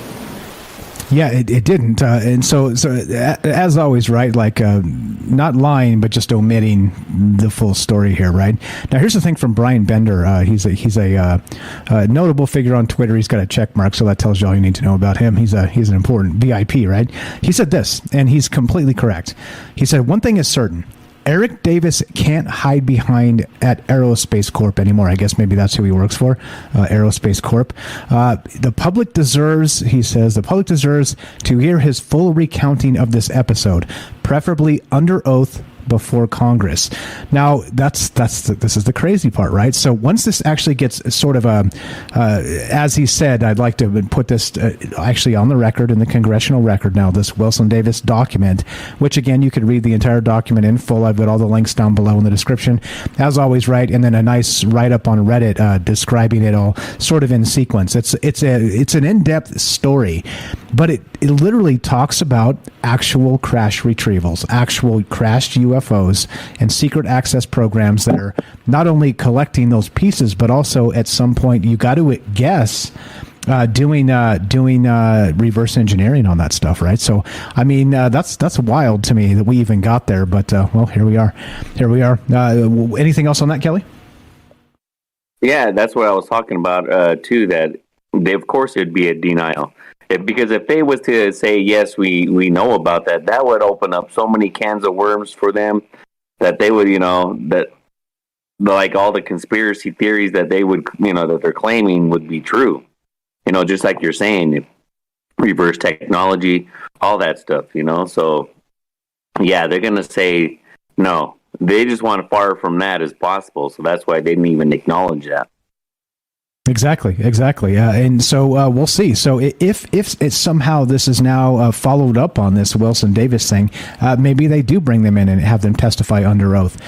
Like I said, the plot thickens. The plot definitely thickens here when we start saying, okay, well, if this is all BS, that's fine. But let's do an investigation and find out if it is actually all BS. And there you go. So there's some other, let's see, what else do they have? What about, here's another thing that was near the end, and I'm not sure a lot of people caught this, but listen to this. So they're not only talking about UFOs and the rest of this, they're talking about disinformation agents, and whether that's going to be foreign adversaries or whether it's going to be the American people. Listen to this. I'm going to give you guys just a little bit of echo for just a sec. I was a little bit shocked when I heard this, but this is kind of what came up, and then we'll get into them discussing alien life as well. But listen here.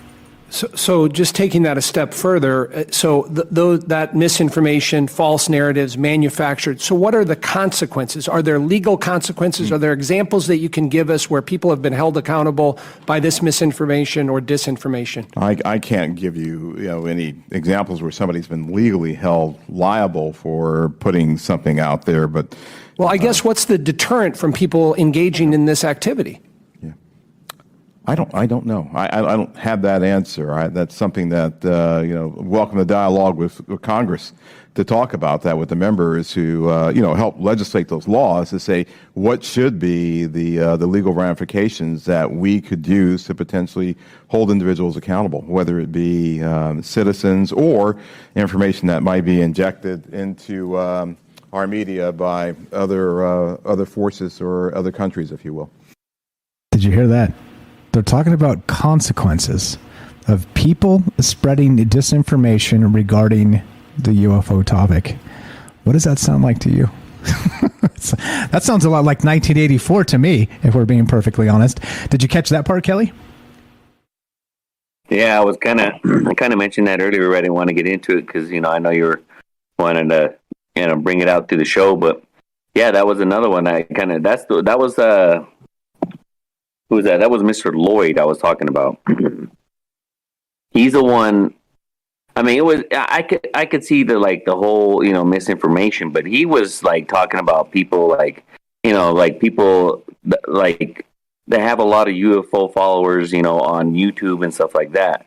He kind of was adding those guys in there too, even our shows too, talking about stuff like this, sharing this type of information. Not only that, but then, he kind of wanted to add misinformation and stuff like that. But yeah, I took that as that's kind of an overreach there, buddy. Yeah, exactly. Hey, this is what the way Congress thinks about things too, right? It's just come on now. I'm going to play one more clip and then we'll finish this up. James, what's your take on that? Did you catch what they said? That's like Ministry of Truth type stuff, right? Hey, you're not allowed to speculate on this, and what kind of consequences should we expect? Yes, that's just further going to be tightening their way of looking at things and making it harder for any other way to be present in any kind of conversation. They don't want conversation, I don't think, judging just on that. Exactly right. Quick shout out to Robert over on the Rock Fan, called in a little bit earlier. Thank you for the generous tip. I appreciate it. He says, Michael, Ronald Moultrie did say in answer to whether hardware was recovered from these UAPs, he said a flat no, but admitted other agencies may be in charge of UAP info they have not offered to share with his commission, which was the UAP task force. So it is interesting that we have a flat no on crash retrievals, but then we have a congressperson bringing up the Wilson and Davis memo, which is like, the plot thickens, Here we go. So this is where this sort of ended up. Well, we got a third hour come up with Troubled Minds off of the radio here, so we're going to keep talking about this. But this is just kind of to wind this up and give you an idea of where this landed. And listen to this. This is actually a clip of them literally talking about extraterrestrials and alien life in Congress. Check this out. So how do you divide how do you separate your responsibilities where you get all these reports from folks who maybe in good faith, maybe not, believe that you should be investigating every possible report of a extraterrestrial incident? I'll start with you, Mr. Moultrie. Sure, indeed, Congressman, and thank you for the question. It's important that we, as a part of this effort, really build out the relationship that we have with others, including NASA, and for the reasons that you just pointed out. So there are elements in our government that are engaged in looking for life in other places, and they have been doing that for decades. Right? They've been searching for extraterrestrial life. There are astrobiologists who have been doing this too. We're a part of that same government, and so our goal is not to potentially cover up something if we were to find something. It's to understand what may be out there, examine what it may mean for us, if there are any, from a defense perspective, any national security implications or ramifications. But then to work with organizations as appropriate, if it's a weather phenomenology with NOAA, if it's a potential for extraterrestrial life or an indication of extraterrestrial life with someone like NASA. Did you hear that? Actually talking about extraterrestrial life inside the halls of Congress. Yeah, that happened today. Again, could it all be kabuki theater and a big show to throw us off and a bunch of BS? Maybe. But also, they're talking about this now. So, hey, I've been a naysayer about congressional hearings. Maybe I was wrong. Maybe I underestimated the actual ability of our representatives to ask smart questions about this, and they seem to be on the game. So there we go. We got, like I said, we got a third hour Troubled Minds coming up.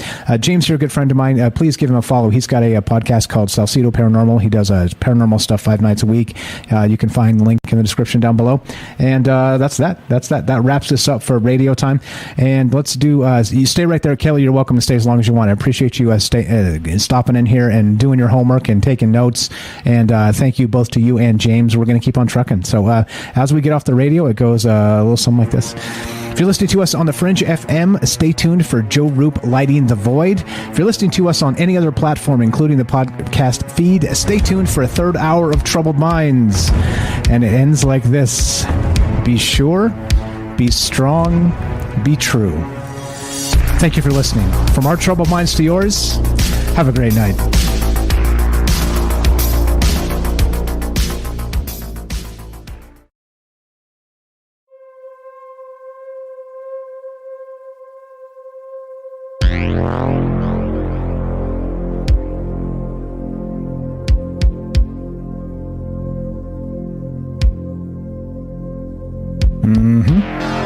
When you're good, you're good.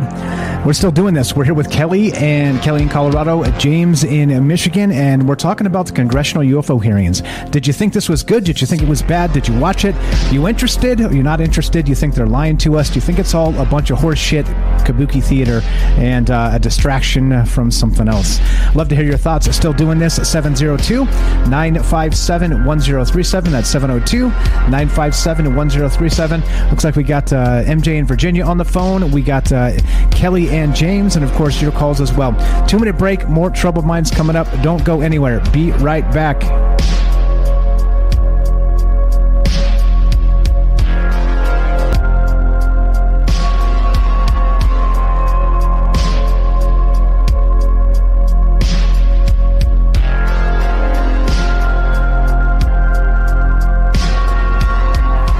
All right, let's do this. Welcome back to Troubled Minds. I'm your host, Michael Strange. We are streaming on Rockfin, YouTube, D-Live, and Twitter. I'm taking your phone calls. We're discussing this, the actual UFO hearing in Congress today. Piping hot news, hot off the press. This just went down. It was at 7 a.m. Pacific time. They started, and they were actually talking about UFOs in the halls of Congress. The Wilson Davis document, crash retrievals. They were talking about all kinds of stuff that I never thought they'd even touch.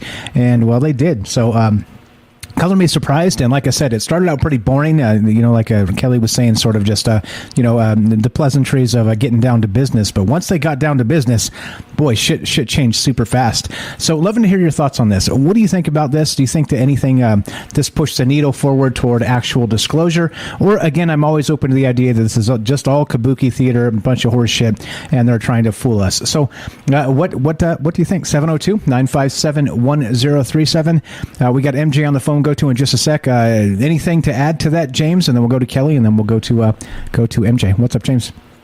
Welcome back. Yeah, I think you brought up an important point too, though. This is all definitely good if it is, in fact, not just theater. Unless it's both. I guess there's that option too.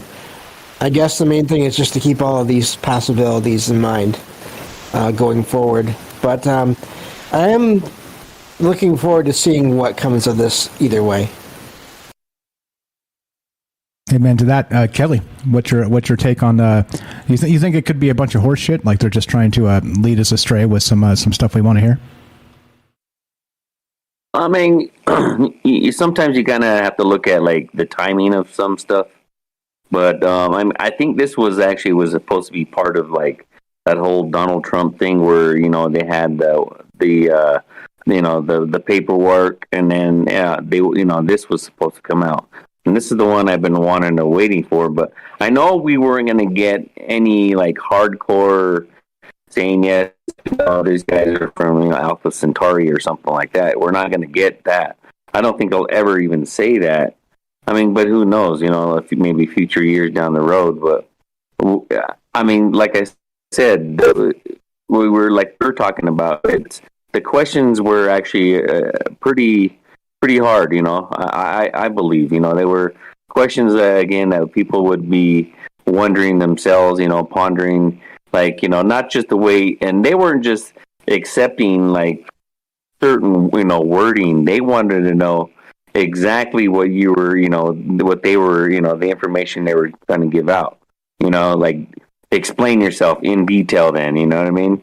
So I like that, the part about it, and maybe it was, I don't know if it was just all for show, but I mean, again, at least, for me, after all that, what I take away from it was, that's more or less disclosure, saying that they don't know what these craft are. They know that it wasn't, adversaries or allies or a government or, with private companies. But, they didn't take that away from it. But, at all conclusions of all UFO sightings, but some of the ones that they've been talking about, and I'm pretty sure they are all over it. But, yeah, there's some that they can't, explain. Either they already know about it, that they're not from here. They're just letting us know that, hey, we're not alone. So, I mean, that's part of the disclosure you want to hear. I mean, that's what I took away from it at the very end. Yeah, like I said, I was a little bit surprised they actually started talking about extraterrestrial life. I was like, whoa. This, short of, like you said, declaring they're from Alpha Centauri or something like that, or the Sirius system, that's close enough for me. I think it's a hell of a first shot. Robert had a good point, too, saying that, they only did it for an hour and a half. They could have done this all damn day. Like look, if they took us there to ask questions, man, we could blow it up and ask some crazy stuff, right? And then, of course, they probably wouldn't be able to answer, but there's a lot of good questions to be asked, that's for sure. Appreciate you, Kelly and James. Hang tight. Let's go to MJ in Virginia. What's up, bro? You're on Trouble Minds with Mike and James and Kelly. Go right ahead. What's on your mind? What do you think about the congressional hearings?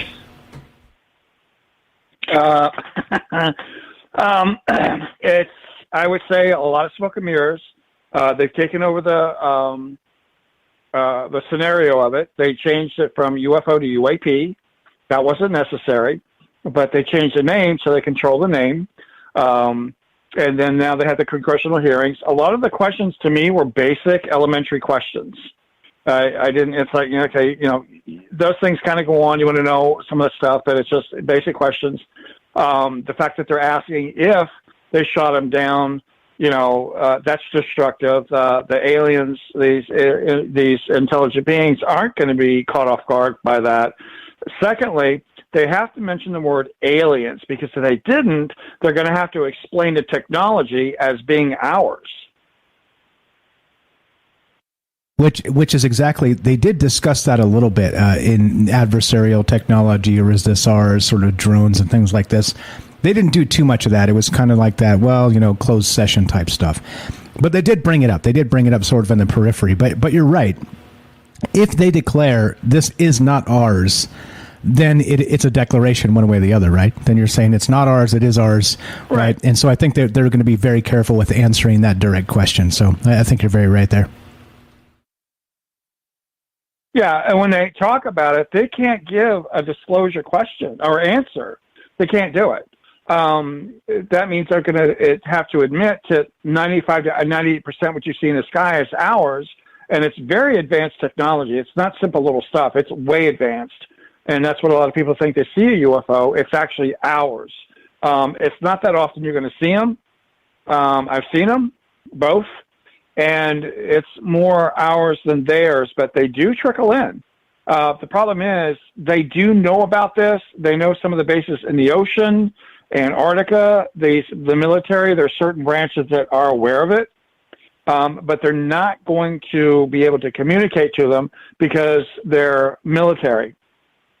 You or I, they're going to trust because it's on an individual level, and they've been introducing themselves to me over 60 years or so, ever since I was probably 6 or 7 years old. That's how long it's been going on. So I have an introduction to them, and that's still not to the point where they're willing to show themselves completely. They don't come after you. You have to be mentally prepared for that, because that is a change. The military wants to run in as the military and control a narrative, and find out what they got and back engineer and see. They've already back engineered stuff. That's why they're getting some of the technology. But the aliens just aren't going to allow it. That's not something they're going to do. The military is going to try to take it by force. It's not going to happen. If I were to, ask some questions, I get shown stuff, but they're not going to do it with the military. Yeah, like you said, it's a declaration if it's ours or it's not, or the rest of that. And we have speculated, like you said, that there's a ton of stuff up there that's ours that they'll just never admit because, they want to have that obfuscation of, wink, wink, maybe it's aliens, right? And I think that's the craziest part about it. So what do you expect from this, MJ, this discussion today? Like you said, some of these questions you thought were basic, elementary, etc. And you're right in some cases. I disagree in other cases. Do you think this leads to another one and another one where they actually get something done here in the halls of Congress? Do you think this will actually become a thing, or is this going to just fall by the wayside? I think it's a way to launder money. I think it'll be go on for a little while. There's something I get about somebody in there that has an honest interest in what's going on, and they want someone around in there that has this honest interest that's basically fresh, a little naive, wants to find out, one's hungry, and I have a funny feeling they're going to get to that point, like Mulder, okay, and it's going to get stopped right there. They're going to go so far with it. When you get too deep into it, you get shut down. They shut you down, and it's going to be the military and partially the aliens or extraterrestrials, however you want to talk to them, but you're going to get shut down. They don't want you going any further. And a lot of the questions that the information comes out, you're not going to be able to understand or comprehend or handle anyways.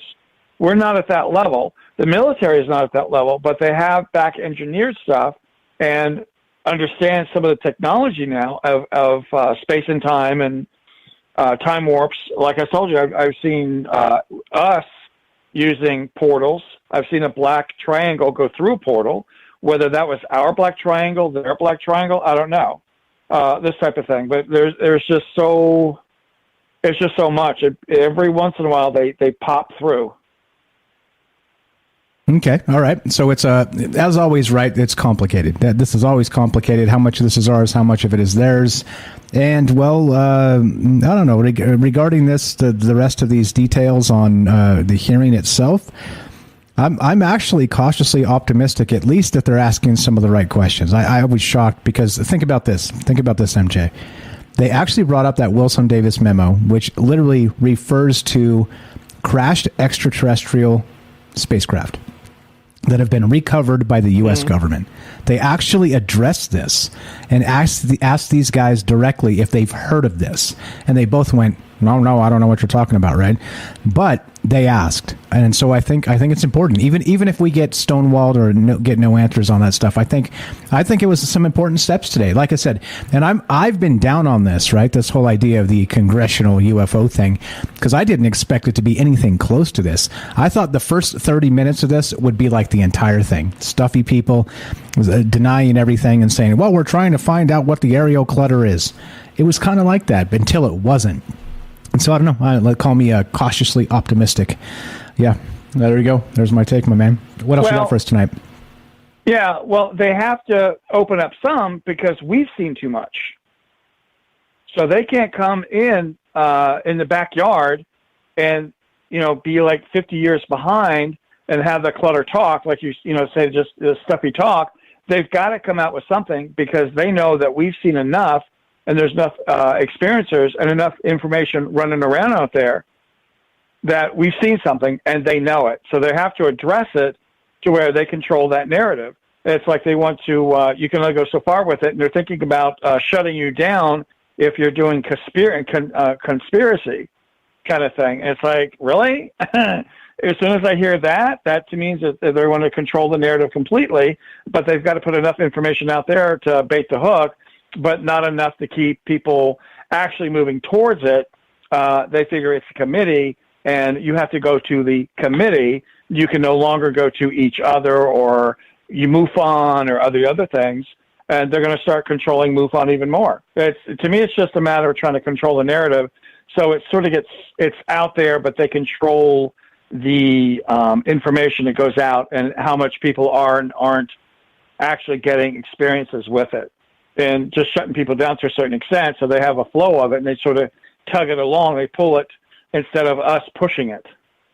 Yeah, it's a good way to put it. Maybe this is all just narrative building, and they're sort of taking the bull by the horns regarding the UFO thing. So yeah, I can see that. I've changed my mind a little bit. Like I said, I was super down on this, but I'm surprised they asked some of these questions that they did, and now the Wilson Davis documents are actually on the record at Congress. Maybe they actually call in Wilson and Davis to testify under oath regarding this stuff. I think that's fascinating. If there's people in the know that actually have said that there's crash retrievals going on, then let's hear it. Let's put these guys under oath and ask them the questions. You're the best, my friend. Always a pleasure. Thank you so much for listening. I appreciate the call. Yeah. Do they have like a phone number or a website? For who? For this congressional hearing or committee. I don't think so. It's called the UAP Task Force, the UAPTF, which is a newly created thing within about a year or so. So that's what they're talking about. It's like a new thing, but they're working on staffing it. I think they just hired the lead of it finally. But I don't know if you can actually reach them. I'll look into that for you. Okay, I'll look into that, and if I can get you a link or a phone number, I'll let you know. Okay. All right. Thanks a lot, Mike. Right on. Appreciate the call. You're the best. MJ in Virginia, 702-957-1037. Great stuff from him as always. Great stuff from Kelly and James as always. Let's go to James. So what's your take on that? And then we'll go to Kelly and we'll just keep on trucking. Lots of stuff to talk about and think about as always. Yeah, I do agree. I'm hearing that go. Or at least I think it's gone now. There we go. I do agree that there's definitely a lot of they're still trying to control the narrative, definitely. And I'm not surprised to hear that there's more of ours than maybe they even want to admit. I've always felt like, and I've heard this, and I feel like it's probably true, at least it's definitely possible, that they're the various parts of the military or government are so many years or even decades ahead of what we know, and So that's definitely part of it. Although that makes me wonder then why.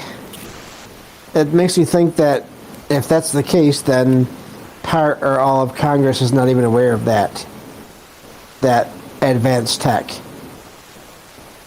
in that case. And that's odd in a way as well.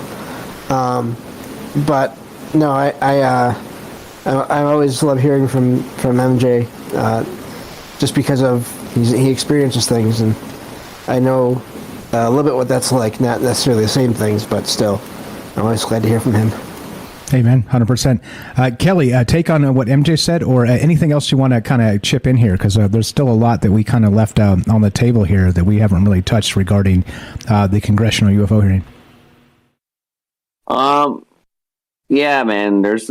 You can only take this stuff as still as a grain of salt. It's still the government. You know what I mean? I understand that, but at least they're showing, that there was an interest, and they even actually held a hearing on it. Right? That's it's a move towards something, and that's the only reason. That's the only way I'm gonna actually even take this. But the questions, again, were actually phenomenal questions in my mind. They were actually pretty good without having to go into, again, to, what they claim is secret, or, or secret for the country or whatever. But again, they can't just come out and say it.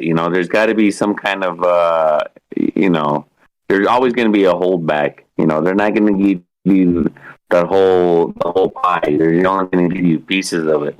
But, again, it seems like some of those guys that were on there were actually, they were pretty hard-nosed. That one guy, I need to look back and get these guys' names off their name tags. But, he was saying, like, I think it was Mr. Who was it? Mr. Scott, or it could have been Ronald. But one of them were saying, kind of like blew it off, saying that they didn't want to waste taxpayer money, and that actually pissed him off because he was like, he kind of shot back at him, and like, don't make this, we can make this more, make it a little bit harder, I took it as. He kind of, because he fired back like, yeah, that taxpayer money, my ass. He kind of like fired back in that kind of aspect. So I mean, like, I look at that again too. It's like they could have drugged this out, for even longer. But why do that? They need to try to get information even when they're, when they're into secret in the secret meetings. You don't want to piss them off, or that's why the whole. Like you were saying, kissing each other's ass. They have to do that because if you don't, it's all pageantry. But why would you want to piss somebody off? They wouldn't want to tell you anything anyway. Even if they did have the information, they're like, man, fuck this guy. I ain't gonna tell him nothing. Yeah, and it is. I'm glad it didn't actually devolve into like partisan bickering, because so much of that on Capitol Hill turns into exactly that stuff. Oh, well, you don't want to spend the money to save the babies, and they're like, oh, well, you don't want to spend the money to save the seniors, right? It's like I'm glad it didn't turn into that. And you're right, there was sort of like a little bit of testy moment there when that actually happened. So at least they let it go and didn't like press it, like trying to blame Joe Biden or Donald Trump or I'm over it. I'm not interested in that shit. Like, let's talk about other things. You know what I'm saying? So regarding this too, what's your take on kicking the can down the road? Do you think this is a start of something good? Is this going to maybe they do this every 6 months, or where do you think this heads with all those good questions? I agree with you. They asked some good questions. Where does it go from here? Well, probably nowhere, but I would hope. If it was okay, let's say we were just, we were actually, there was no crash retrieval, there was no Roswell or anything, but we were just finally trying to, we're acknowledging that we're, that there's something else besides what's on this planet.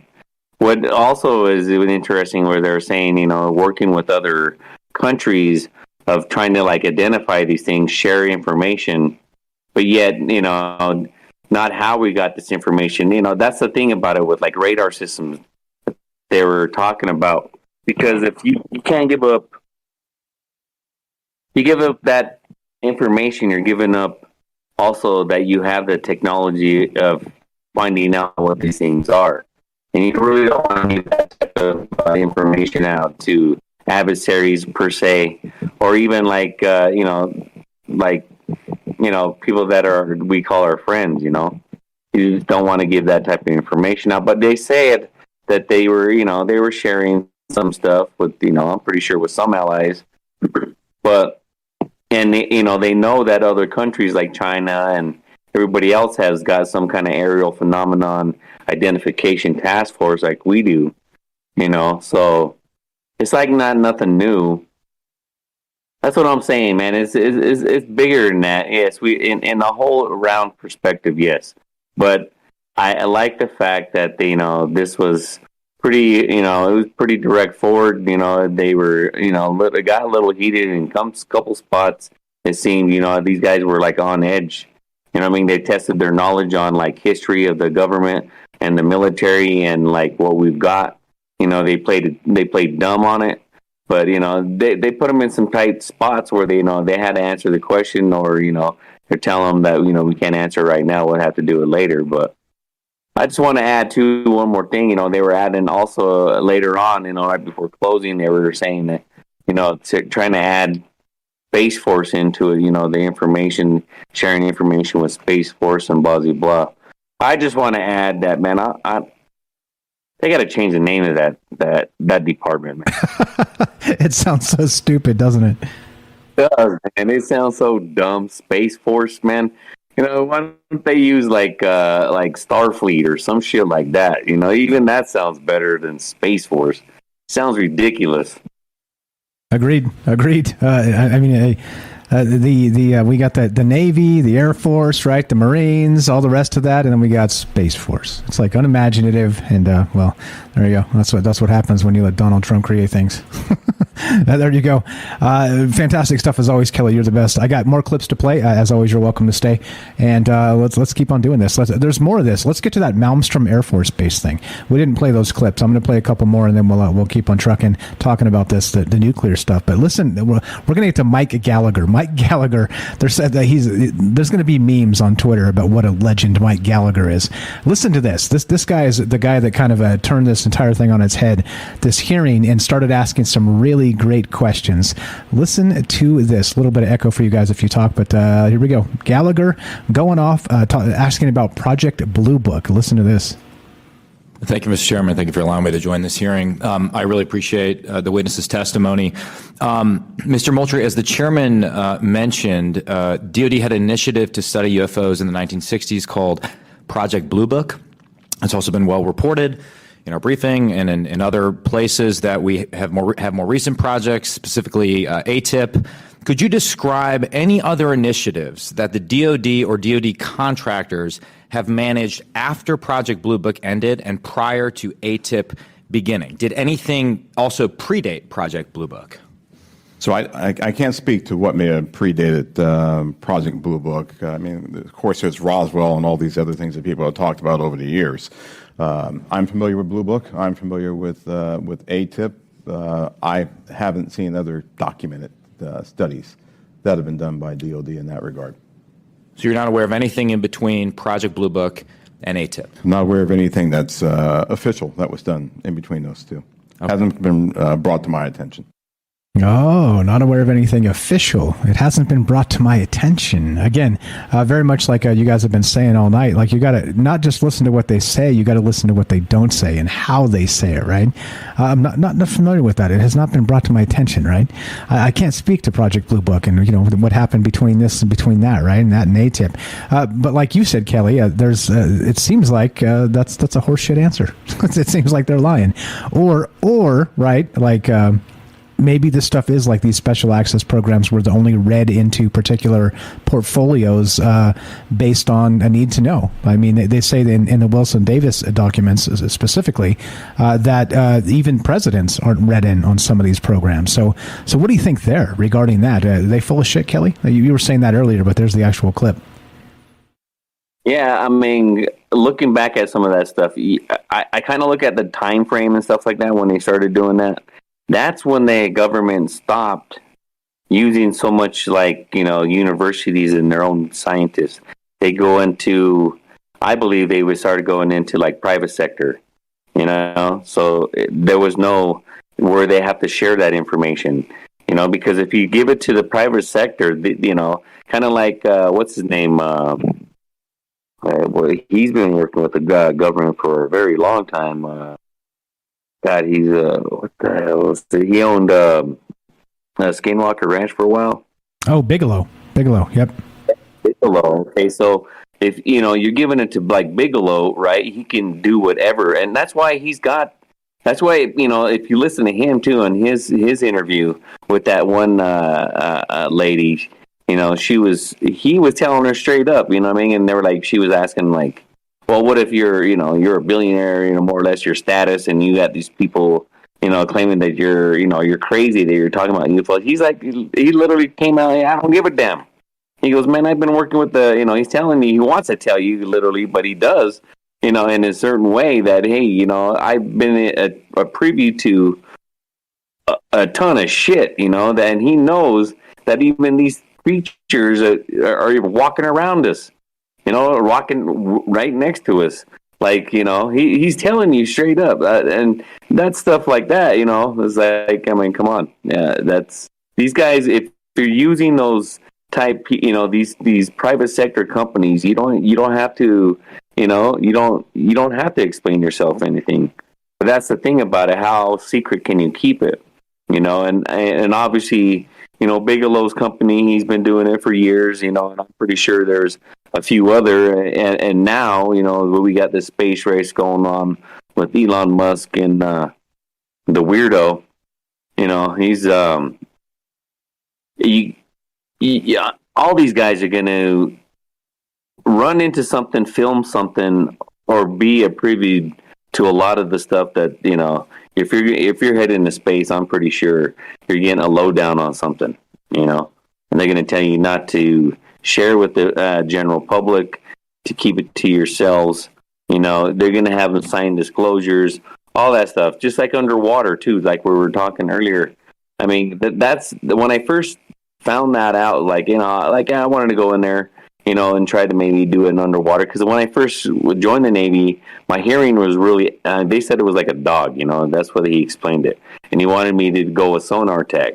And I was like, nah, that wasn't for me, man. I mean, I don't mind being on the water for 6 months, but I don't want to be underwater for 6 months. And that's not, that's not what I wanted to do. No, hell no. That's terrifying. Yeah. So, I mean, I told him no, but at the same time, you have to have top secret. The clearance to have some of this stuff, and that's what caught my attention is like, why would you have to have secret clearance for, working with dolphins or going underwater, salvage or underwater welding, when you have to drop down into depths that far? Why would you need to have a top secret? Isn't it the planet Earth where you're going to see a dinosaur? I mean, you got to be seeing some kind of shit. That's, and when they brought that up and they kind of went hush hush on it, that, like I said, there was actually a lot of, information coming and going within that meeting. You just kind of have to read into it.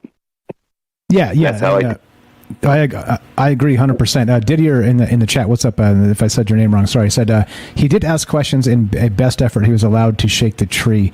They were given permission to grill them, but not roast them. This was a handshake extension of sorts, but it is one-sided. And I think that's a good way to put it as well. What's up? Welcome to the chat. How are you? I don't know, Kelly. I'm with you. Let's keep asking questions about crash retrievals. Wouldn't you have shit if somebody asked about Bob Lazar?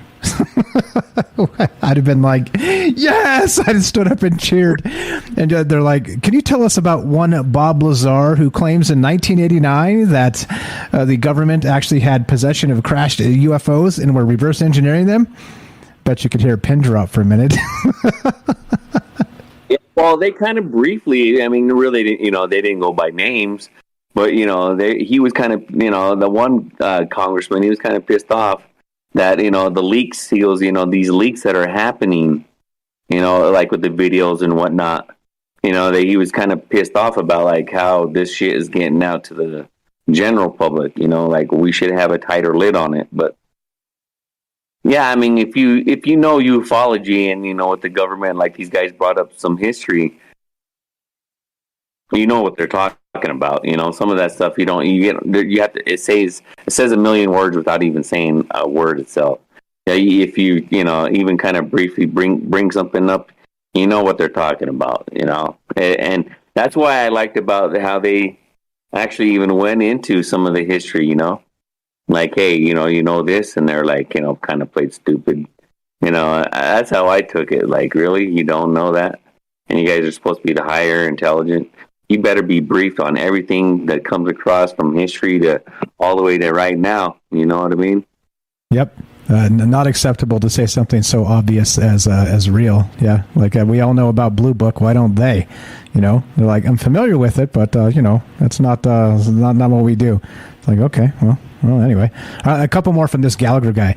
Mike Gallagher is a legend, is what we're going with here.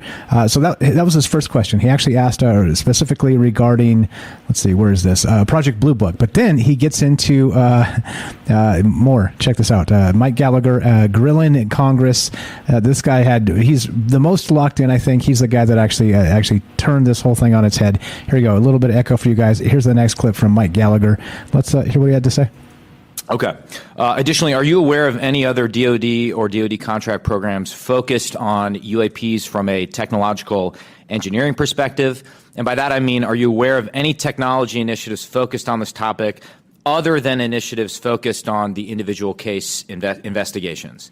I'm not aware of any contractual programs that are focused on anything related to this other than what we are doing in the Navy Task Force and what we are about to launch in terms of our effort. Same question for you, Mr. Bray. Same answer, not aware of anything outside what we are doing in the UAP Task Force. So just to confirm, you're not aware of any technology or engineering resources that have been focused on these efforts besides what we've mentioned today? Once again, I'll say no contractual or programmatic efforts that are involved. The reason why I qualify it that way. Yeah, let me qualify it that way. I can't speak to what people may be looking at in the department. Somebody says, I'm looking at something that may be unidentified, and I can't speak to that. I speak to official programs that we have on the record. Official programs we have on the record. What does that mean, Kelly? What does that mean, James? Sorry, let's go to James. What does that mean, James? Official programs on the record.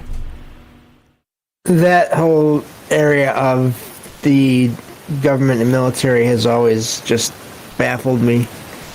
This idea that there can be these whole other groups of people working on stuff that hardly anyone knows about because they're not supposed to be known.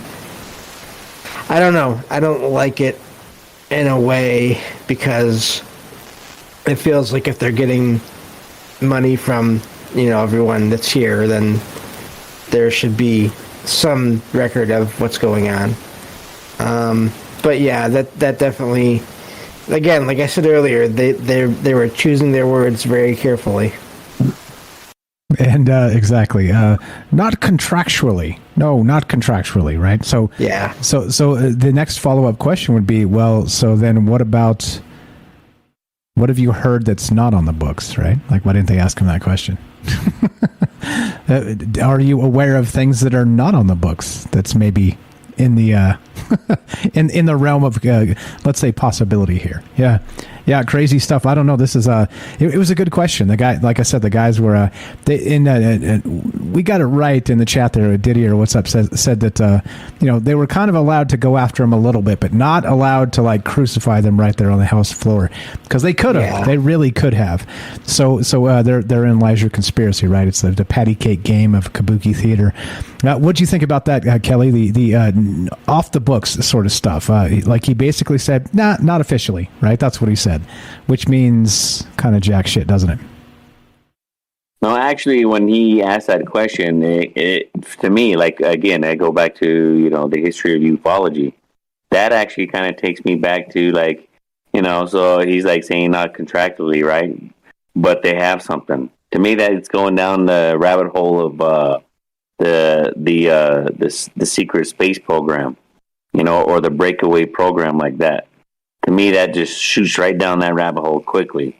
So, again, that's what I'm saying. These guys are answering these questions very correct, right? So, they have the answers. They're just not wanting or willing to give that up freely like that. So, it's a back and forth mind game. It was for me, because when I'm looking at some of that stuff, they can't acknowledge some of the stuff again, and if they do, then man, here it all comes. So that's why they just keep kind of mums the word on it.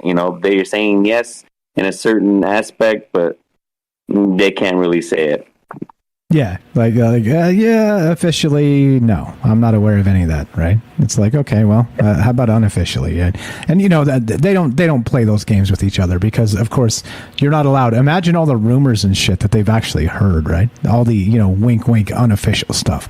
Like, I'm sure there's just a shit ton of stuff going on that would probably be horrifying if we actually knew what was really happening in this world. But yeah, so a couple more clips from Mike Gallagher here. Fantastic stuff. 2 more questions. We played the Wilson Davis one, but then he also brought up the Malmstrom Air Force incident. So let's talk about that, and after we come back from this clip. This is, again, Mike Gallagher grilling Congress regarding the UFOs. Little echo for you guys. Here we go. Playing this clip, and then we'll talk about Malmstrom Air Force Base. It's also been reported that there have been UAP observed and interacting with and flying over sensitive military facilities, particularly, and not just ranges, but some facilities housing our strategic nuclear forces. One such incident allegedly occurred at Malmstrom Air Force Base, in which 10 of our nuclear ICBMs were rendered inoperable.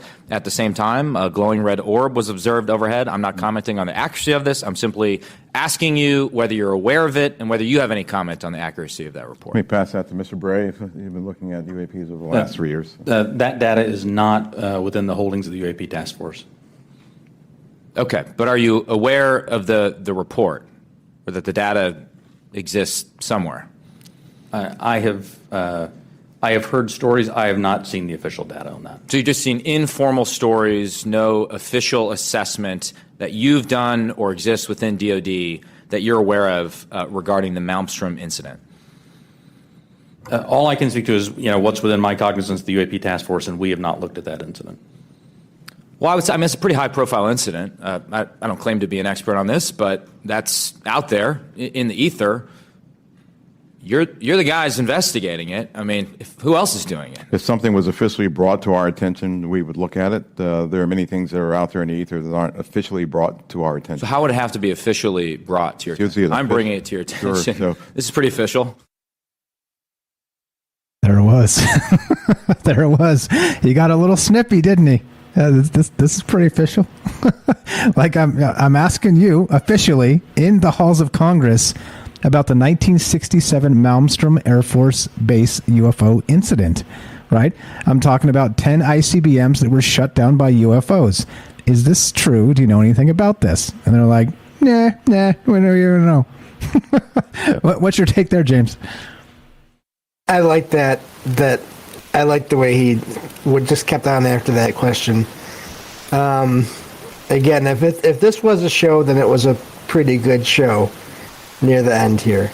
But no, I like that, and I hadn't heard of that base by name, but I've definitely heard of these kind of places being shut down by basically by unidentified things in the air. So yeah, no, I like that part of that for sure. Yeah, brass balls, that guy. I dig that. When you're willing to say, hey, you want official? This is official, like answer the damn question. Real quick, there was a book published in 2008 by Robert Hastings, UFOs and Nukes, Extraordinary Encounters at Nuclear Weapon Sites. And this is what they're talking about, detailing the shutdown of 10 nuclear missiles at the Oscar Flight Control Center underground silos and Malmstrom Air Force Base near Great Falls, Montana on the morning of March 16th, 1967. The same thing reportedly happened that same day at Echo Launch Missile Control over 20 miles away. Kelly, what's going on with this? That guy's great, isn't he? Mike Gallagher, run him for president. I don't know his politics. He's probably like horrific if you look into that. But as far as UFOs go, this guy's the man. Yeah, he was. That's what I'm saying. He was asking some, like, if you guys don't know, then who the hell does? I was like, get his ass, But yeah, I mean, that's a high-profile one, too. And again, to me, the non-answer to that is speaking volumes, Because for me, that's like saying, all right, we can't touch this one for another reason. And for me, and it's in the military aspect, you don't want to give your enemy to thinking that they can be shut down if these UFOs or whatnot, whatever these things were that shut down our UFO capability and, able to do that. You don't want to give that. You don't want to, you don't even, that's the furthest information you want to give out to anybody. So, of course, they're going to say, I have no idea what you're talking about. Right, exactly. No. What do you mean UFOs shutting down our nuclear facilities? That can't be right, can it? Except, and there's some people that say that, that is just a bunch of horse shit, that never happened, that Malmstrom Air Force Base thing. That's a bunch of hearsay and all the rest of this stuff, right? But I mean, as always, right, it's a conversation. How do we track any of this back? There's some people, you see what you want to see, right? And I think that's part of the problem here with not just, let's say, the post-truth era and talking about stuff like this. It's like, how much is true? How much bullshit have we been fed from, disinformation agents over the years that have formed and shaped the way we think anymore? So, I don't know, man. I'm with you that, get him. Like that Mike Gallagher guy, get him. Ask him the questions, and hey, if you don't know, who the hell knows, right? Like, are you seriously telling me that before the UAP task force was created, that nobody was watching this? Nobody knew anything about this shit? Like, that doesn't make any sense, does it? Of course it doesn't. That's silly. That's just silly. That's a stupid thing to hide behind. But what about nukes and UFOs? That's the incident we were talking about. You've heard of that, right, Kelly? Yeah, of course. There's actually been known same thing happened in Russia. It was same thing happened with them. They actually shared. It was like during the Cold War. After the Cold War, they shared that information to each other. That that actually happened to them. It was the Russians who actually shared first, because we didn't want to give that information out. But yeah, it was coming out. It was coming out through there, kind of like their UFO groups that they had out there. Yeah, that information came out too. That it wasn't the United States. Now we weren't the only one, but that shit's worldwide. That they were shutting that shit down, all over. But yeah, another guy that was asking harder questions on there too is. I don't know how to pronounce it. It's SCHIFF, like Schiff. Oh, that's Schiff. That's Shifty Schiff. Yeah, he was actually asking some pretty damn hard questions and shit, too. I like those two guys. Yeah, Schiff is a psychopath, by the way, but fine. As long as he's going to ask good UFO questions, fine. Well, I'll like him for one afternoon, but he's a piece of shit otherwise. Just one man's opinion. But they're all politicians, so right? It probably would be safe to classify them as such, right? So there we go. Looking to hear your thoughts, guys. We got a few minutes left if you want to jump in here. We got James in Michigan. We got Kelly in Colorado. Myself, of course, in Las Vegas. And we're just talking about UFOs tonight. They had the hearing of the century, maybe. I don't know. Like literally in the past, let's say 50 years, there haven't been any sort of actual official hearings regarding UFOs or UAPs in Congress. It happened today. It happened this morning. So we're just looking to get your thoughts on this. What do you think? Are they again controlling the narrative, like MJ said? Are we onto something here with asking good questions or not? I don't know. I think there's a lot to it, a lot of ways to look at this. 702-957-1037. That's 702-957-1037. Click the Discord link at troubledminds.org. We'll put you on the show. Let's go to, looks like Jennifer in Missouri. Welcome to Troubled Minds. You're on with Mike, Kelly, and James. Go right ahead. How are you? Hello. Hey. Yeah, I mean, it's when you think about the whole picture of like the governments and just the governments themselves, and going into the idea that these officials that are chosen by families, by bloodlines, it's all kept and very controlled anyway. And they're appointed in these positions to do to do what they're appointed to do by the actual real government of the world. I mean, you have what we see, but then behind the scenes, there are others that are really deciding what is said and what is talked about and why. A lot of this, I suppose they're doing, I mean, it seems to me that it's all fake. That it's all fake, but it's novel that they're addressing all of these things for the public and for the military to try to pretend like they are addressing something. But at the same time, what they're even talking about and the words that are being used are very specific, I think, for a reason. As was mentioned before about the changing it from UFO to UAP is notable. The fact that wanting to say whether or not it's alien, as in from like out of our solar system, from outer space, versus that it's coming from the Earth and we know about it. Because that's a big differential. They may, unidentified to us, may be easily identified to them. They may say to themselves, we know exactly what that is, but they can't tell us what it is. The fact that there's a lot of classified information. And there's, of course, the notion about there being secret weapons programs, of course, and that they can't tell anyone about any of that stuff. But the stuff that everyone knows about that's on the Earth itself, of course, or we wouldn't see it. I mean, anything you're seeing with a telescope or anything you're seeing in the water or any kind of phenomenon like that that we are all seeing is unexplainable in a lot of ways. And it's the terms like supernatural or like extra-natural, and extraterrestrial being super terrestrial.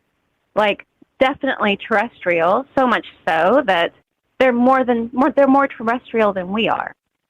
And that's how I always interpret that. I can't help it when I think of it that way. When you talk about extra-dimensional, it's the same thing because we are also extra-dimensional, we're interdimensional, that's all happening. That we are not, otherwise there would not be all of this talk about, what happens after we die and all these different things. But when it comes down to Congress itself and having congressional hearings, they're saying what they need to say, what they probably even, that's rehearsed, I would imagine. But none of that, I don't believe that any of that was off the cuff. It was entirely staged, as all things are entirely staged. And that's just my perspective on it. But once again, yeah, it's true. It's the old thing that we've been saying the whole time, that we don't need them to tell us what we're seeing, that what we're seeing we don't know. And if you want to know, most people are terrified to find out what they actually discover when they do find out what it was. The first UFO reports occurred after the rituals of Aleister Crowley and many other of the OTO. They were doing a great deal of rituals that involved the being that they encountered. That whole thing had to do with interdimensional beings and drawing them in, and then the first sighting of UFO occurred not much longer after that. A lot of this has to do with magic, and the Congress themselves, these families are deeply rooted in that, as far as any of us that are doing any research at all into the ancient histories of these family bloodlines or anything like that. They're all descendants of these same bloodlines and same families. They're going to keep all of this I think it's very transparent, really. But as far as getting answers from these congressional hearings that we're wanting to hear, that perhaps, that we wish we would know, they can't say, because like it's been said already, it reveals the fact that they are appointed, they have assigned themselves to be appointed over the masses. You don't just have a government that rules the entire planet unless it's been decided by some other group in ancient and all throughout the entirety of history. And through all the paintings of all the artists, those artists weren't by accident. Even like the most famous of artists who depict, when they talk about ancient aliens, all of those artists were part of that secret group. Every single one of them. And I just think it is frustrating. This is not, and it never will be, there will never be anything that comes out of their mouth that is not a lie. Nothing. Because they live by that code. And we don't, it's no surprise that they're not saying anything honest whatsoever that doesn't suit them or won't later suit them. And they're choosing their words carefully, as been said, because when you look into all of it in the words themselves, how it is all a spell to keep us all just running in circles and doing what they want. The truth is that these are whatever beings are being encountered, they most likely are beings that can traverse space and time and go into shadows. As if in the New York Times post about this, bring UFOs out of the shadows. The shadow world itself is where all of what we're talking about lies. And they can't talk about that in political circles because it shuts the whole thing down. And they need this control, they need this whole structure to support what they are driving at. And what we're wanting is not what they're going to say. But for those who know, they've said everything they need to say. It's just, it is. It's annoying. But that is how it is. And we don't need to expect anything from them because they aren't going to give us anything, ever.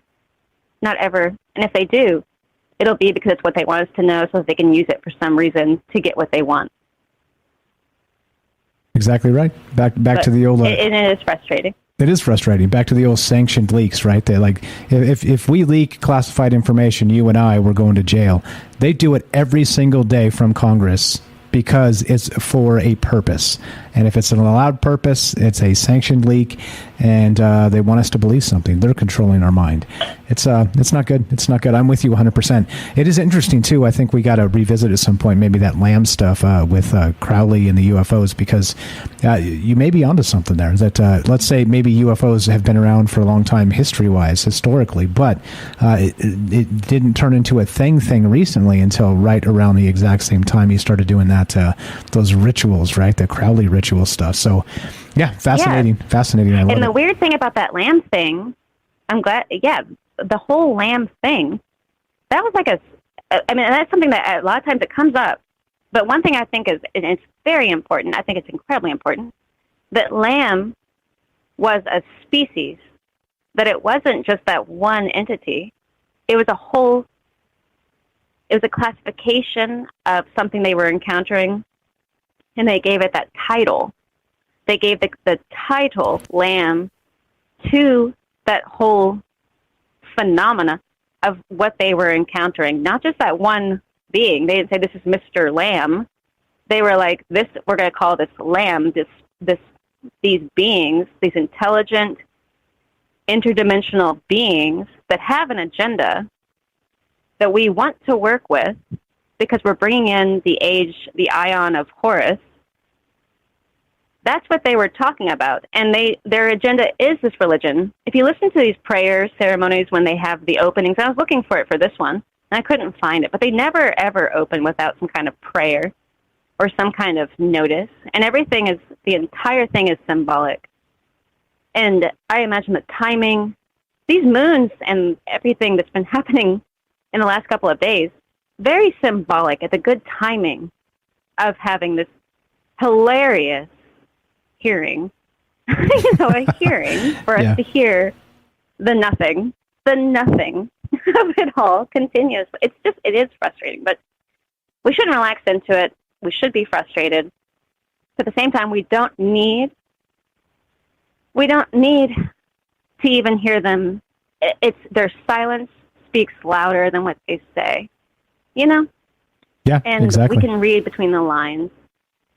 Exactly. That they don't want us to know. Like it's a sham process to kind of wink, say, yeah, maybe. And then they're going to go back to whatever the hell they were doing before they started. Yeah, I'm with you. Great takes as always. You're the best, Jennifer. Jennifer has a YouTube channel. Check it out. Links in the description down below. Brilliant stuff every night from her. And go check out the YouTube channel. More brilliant stuff there. You're the best. Thanks for listening. Thanks for chiming in. You got anything for James, or James anything for Jen before you bounce? I just want to say just enjoying the show. Yeah, no, I agree with you, Jen, on everything that you said there. Especially that, like you said, and like I said before. Again, despite all these hearings, it really doesn't matter how many hearings they have or what they bring out as the government. I'm interested in the experiences of people, not organizations or governments or agencies. I'm interested in experiences. And so I keep track of all this when I can, but it's really on the periphery. It's just really something else to keep in mind, but that's not my main focus. Right on. Looks like the phone line died. Perfect timing. So I'm not sure if you heard any of that, but that's okay. We got you're on the record, James. All right, so I'm killing the phone lines because they just died. So we're about to be finished here. You guys know how this works, right? But we do have one final special guest before we finish this Mamma Jamba up. Thanks again to Jennifer for the phone call. Thanks again to everybody else for all the amazing phone calls. Special thanks to Kelly and James for being here for most of the duration and doing their homework, making sure they listened to the thing, had some good thoughts and some good notes, and sharing all the information. So appreciate that very much. Again, James here has a podcast, Salcedo Paranormal. Check it out. Let's go to Ash on Mars. Ash on Mars. Test 1 2. Are you there? Beep beep. Earth to Mars. What's up, bro? Beep boop. Beepity bop. What's up? Hey, man. Just talking the stuff you love. The Congressional Ufo Hearing. You sent me a message this morning. You seem frustrated. What's your take on this?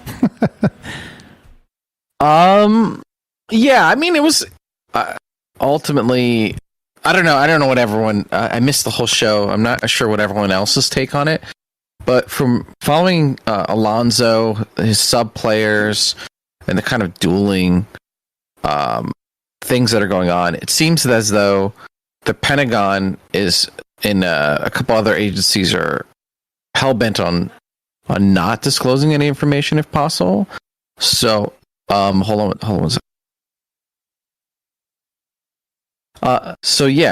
It seemed as though the Pentagon is trying to basically take the water out of the sails. I think they're annoyed that there's been so much traction. So you heard a lot of people asking questions about, these are just reports and there's nothing confirmed. It doesn't mean this, and conspiracy theories. So you have one faction conglomerate of different entities attempting to sort of diffuse and disable it, while a lot of other players on the other side were trying to use this opportunity to basically gain traction against those. So I think there's kind of a push-pull going on. I think Alonzo is on the side of pushing for disclosure, pushing for this stuff, while the enemy tactic is to basically, like the Pentagon and those players, is to basically make this like, oh, this is ridiculous, this is just whatever. So yeah, that was kind of like what I saw as the chessboard. Did you kind of see the same or? Yeah. I was a little frustrated. Yeah, we've been all over the map here. It started out super slow, but that Gallagher guy got it going. They asked some good questions kind of near the end. I don't know if you caught it, but they were talking about. We'll probably do a show on this coming up. We'll go back to the Wilson Davis documents, and they actually asked about that, which again, if you recall, was a document regarding crash retrievals and secret access programs. And that's the guy that said, let me for the last 10 seconds, let me put this on the record, in the congressional record. Whether it's true or not, here you go. This is what people are talking about, right? And that's literally the Bob Lazar shit, right? It's not, not the name Bob Lazar, but I mean, that's crash retrievals, reverse engineering UFOs. So there's some of that they kind of came out that I was shocked they'd even touched that stuff, but they did. So, I mean, I think there's some hope in the conversation, but otherwise, I'm with you. It was a lot of frustrating BS. And again, it just depends on how you look at it. Like, I think about it for 5 minutes and I'm like, yeah, you know what? That was fine. And then I think for the next 5 minutes, I'm like, no, man, this is trash. They were withholding information intentionally, obfuscating everything, saying, well, closed session, we'll do it, that type of stuff. But there were good questions asked. So I don't know. Like, I'm split, as you can tell. I think that comes from the dynamic of push-pull. A lot of these guys are lawyers, right? And this is kind of how legal stuff goes. I think the offensive, let's say the good side, the disclosure side, they submitted information and asked, do you know about any of this? Do you know about any of that? And I think that they're setting up this chess game to kind of check each other. Like, well, you said you didn't know anything about that, this and that. And what a lot of... I used to be in politics when I thought it mattered, but what you'll see a lot is whenever they have hearings, they try to be like, oh, I don't know. That's like the best answer. Maybe we'll look into it. I don't know. And you basically just kind of like sweep it. You just, push the buck along and then nothing happens. And I saw a lot of that by the Pentagon officials. One of the instruments that the government uses is compartmentalization. And the reason is because you could take someone who knows nothing about it, stick them between you and the person coming after your information or to hold you accountable. And they ask that person, do you know about this? And they can honestly say, no, I don't. Right? So I think that's happening. I don't think there's it's a malicious lying. But I do think there's malicious players in the background. We hear all these rumors about secret space programs. I mean, I've seen where we're on the moon, we're on Mars, we're in other solar systems, and it's like, okay, I don't know if all that's true. But there's definitely more than they're saying, right? The TR-3Bs, Salvatore Pais was a guy who holds patents for the U.S. Navy. And the Navy is one of the people who want to push disclosure. I suspect, this is my theory, the Navy, the different branches and different agencies have their own programs, right? And they work with their own contractors. I suspect that the Navy has their own stuff, and their own secret programs, and they've been flying their own stuff around their own stuff to give evidence of UFOs, to have the narrative to punch a hole in the other programs of the other agencies, like the Air Force and different things like that. And I suspect there's a push to centralize this, topic or these resources into something called the Space Force, or just trying to kind of get it all under one roof. And I think that these other departments are sort of withholding their goods for whatever reason, whether they've committed crimes or they just don't want to give up the contracts, or I don't know, whatever it is. I think that we're seeing a chess game, and we're at the pawn level, and maybe there's a couple of knights moving in, right?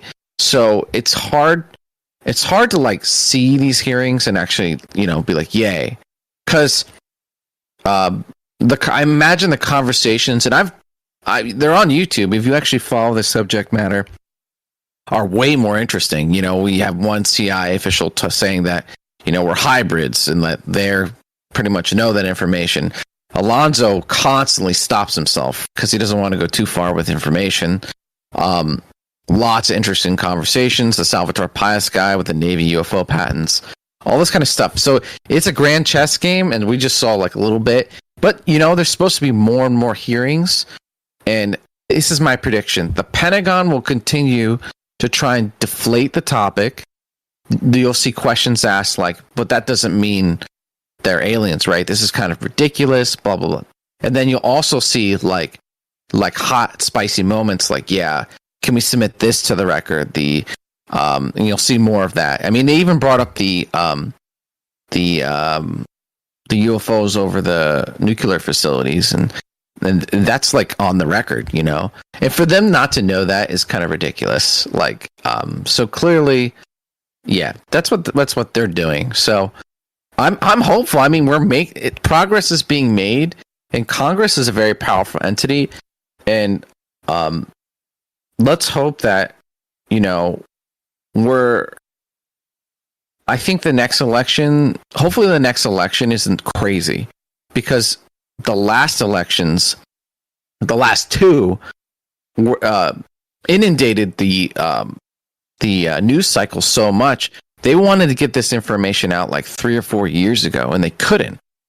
So let's hope, let's all as a community, I think whether you're lefty, righty, whatever it is to win, I'm going to vote for whatever's going to be the calmest, consistent. If they get 8 years of pressure, I think they're going to make a lot of progress versus, if it's another crazy election and, whatever. So I'm going to vote for like calm. Even if it's like, I don't like my vote, I'm going to vote for that, because I think disclosure and this kind of stuff is more important. And it honestly solves like all our problems, like green energy, super high advanced technology. It brings a lot of these like disgusting secret programs to light. They're absolutely disgusting, the things I hear about them, and just in general, it's gross. And like, so anyway, yeah, I'm hopeful, but I was a little annoyed. But I think these people are fighting a good fight, and I'm grateful that I'm not.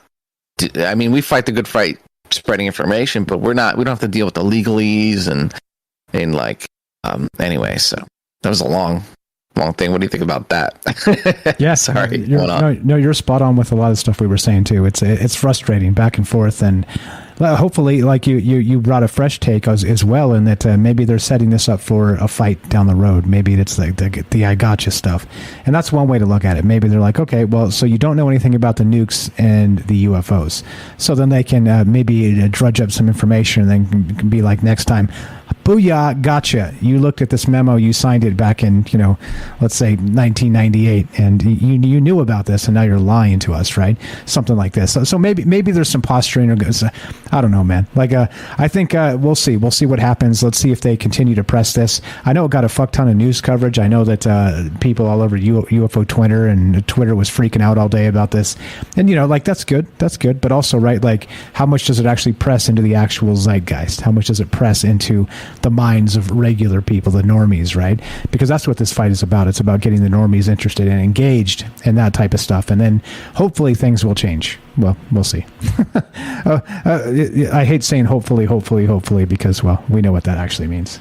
We know what that actually means. Yeah. I mean, we have made a tremendous amount of progress. Did you think it would even get this far, right? So Alonzo has stated that they have no intentions of stopping, and they're trying to remove people.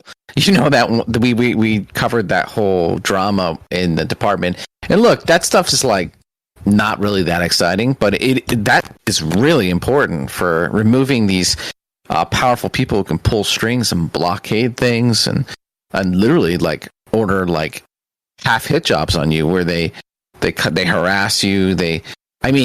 Look, let's say you're a passionate person, you want to pursue this subject, you get one lawsuit and that can ruin you. So, and that's just many tools of the agencies that they have. And Alonzo spoke about this, like they harassed him. They're very good at it. He knows where to avoid it. So, I'm not 100% Team Alonzo, but Elizondo. Elizondo. I killing say me, his bro. name a lot. You're I killing should me, say bro. it right. I just Yeah. have to No, make sure people know who we're talking about here. Come on, bro. You're killing me. for sure. Elizondo. Elizondo. Lou Elizondo is who we're talking about. But yeah, Louis Elizondo. Yeah, and they do. They give him a bunch of shit too. And I don't know where I stand on him either, because it seems like sometimes he's on the ball, but other times he's saying some weird shit, and you're like, what is this guy talking about, right? So I don't know. As always, is it part of a larger deception? I'm gonna say maybe, because I don't know. I just don't know.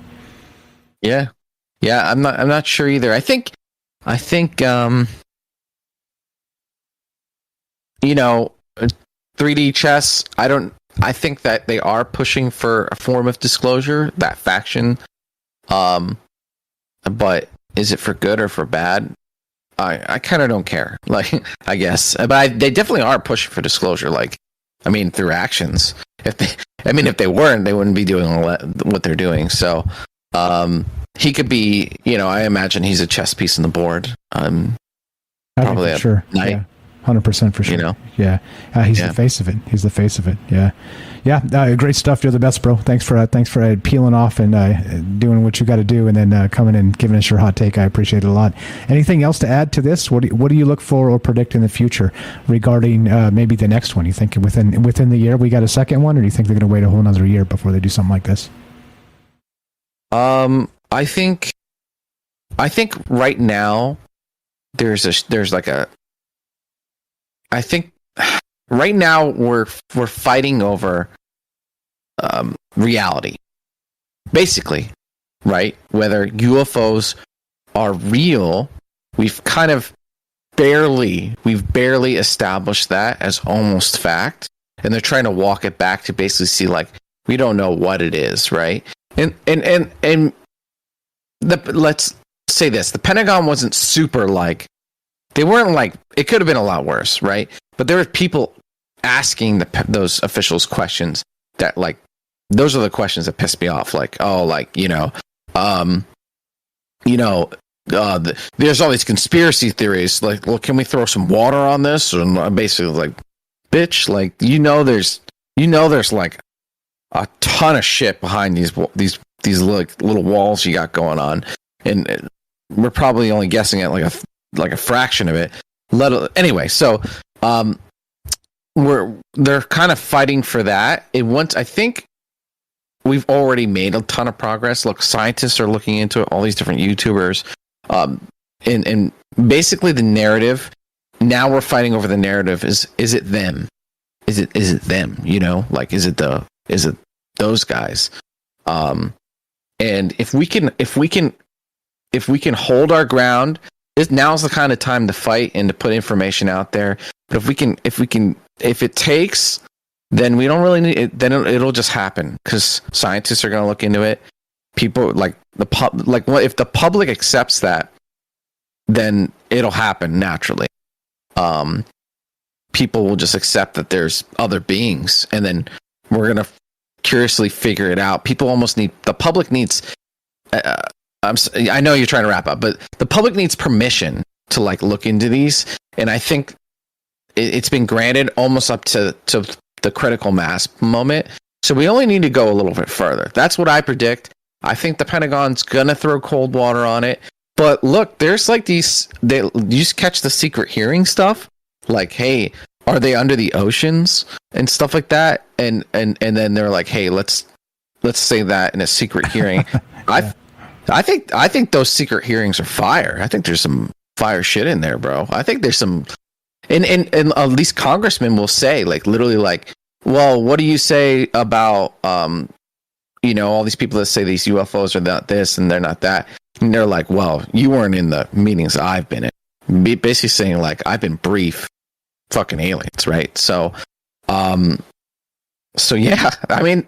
We'll see, and they leak some of the shit from those hearings anyway. They leak what you'll see them think for a second. They say something that we never heard before. So I don't know. I'm optimistic. It was a little bit lame, but we'll see how it goes, I guess. So I don't know. That's it. That's my idea.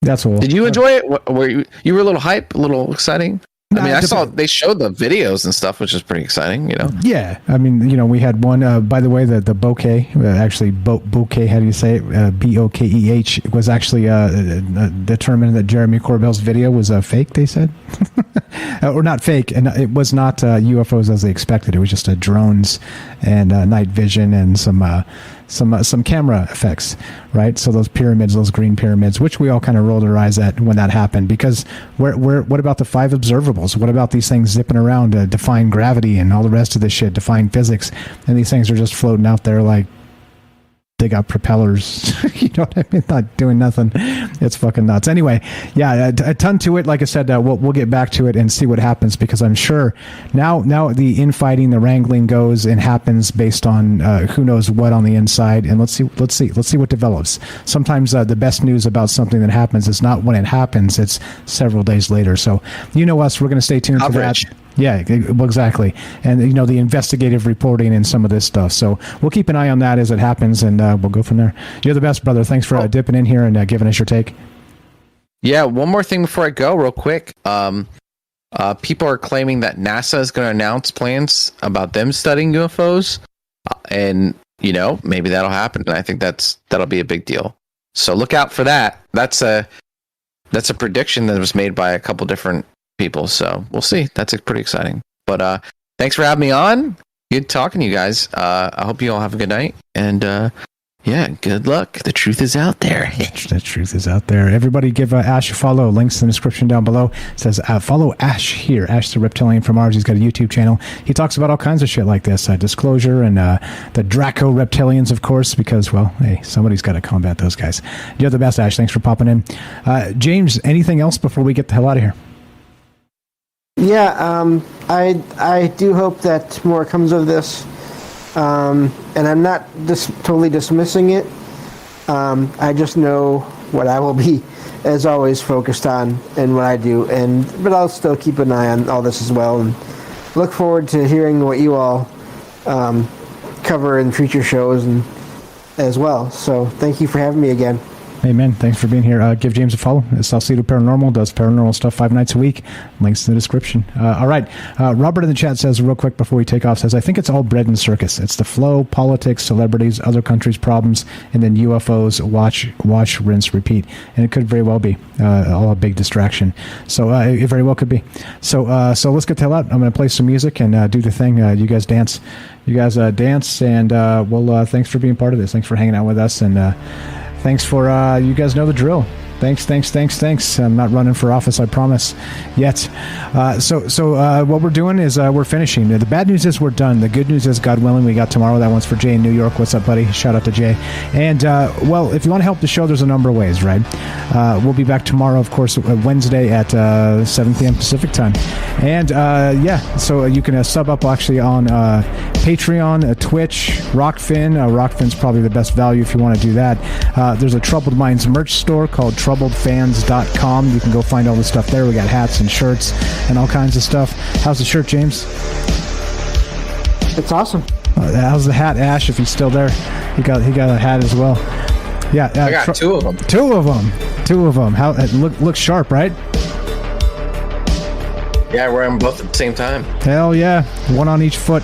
There you go. Troubledfans.com. You can find the Troubled Minds merch if you want to spend some money. If you want to help the show and don't want to spend some money, I completely get it. Some of us don't have it, or you don't think this work is important enough. I got you. You can still help us. Spread the word. 100% spread the word. That's how we beat the algorithms, old school word of mouth. And then also, you can all just listen to the podcast feed. Go to anywhere you get your podcasts. That's of course Spotify, iTunes, Stitcher, you name it. Any of those places, Spreaker, of course. And you could just there's ads baked in, and if you just listen to some old shows, there's a lot of gold. There's like 415 episodes now or something ridiculous like that. So go check out the podcast feed. We don't just talk about UFOs and aliens. We talk about consciousness and all kinds of crazy stuff. So if you're into these discussions, go listen to the podcast feed. It does help the show. Let those ads run. If you skip them, it knows you skip them. So there we go. As we finish, I guess that's it. It goes like that, right? It goes like that. And as we finish, it also goes exactly like this. Be sure, be strong, be true. Thank you for listening. From our troubled minds to yours, have a great night. Appreciate it, James. Always happy to help. We got a wild Tam Bam. All right, we'll talk to you offline, Tam Bam. We're killing this. We're killing it. Tam Bam always dipping in at the last second, trying to make me go an extra hour. Damn it, Tam Bam. All right, killing the stream. We'll see you guys in the after chat. If you're going to do that, troubledminds.org. Click the Discord link. Come say hi. Come meet all these amazing people. And we'll see you guys soon. Music out. Michael Strange out.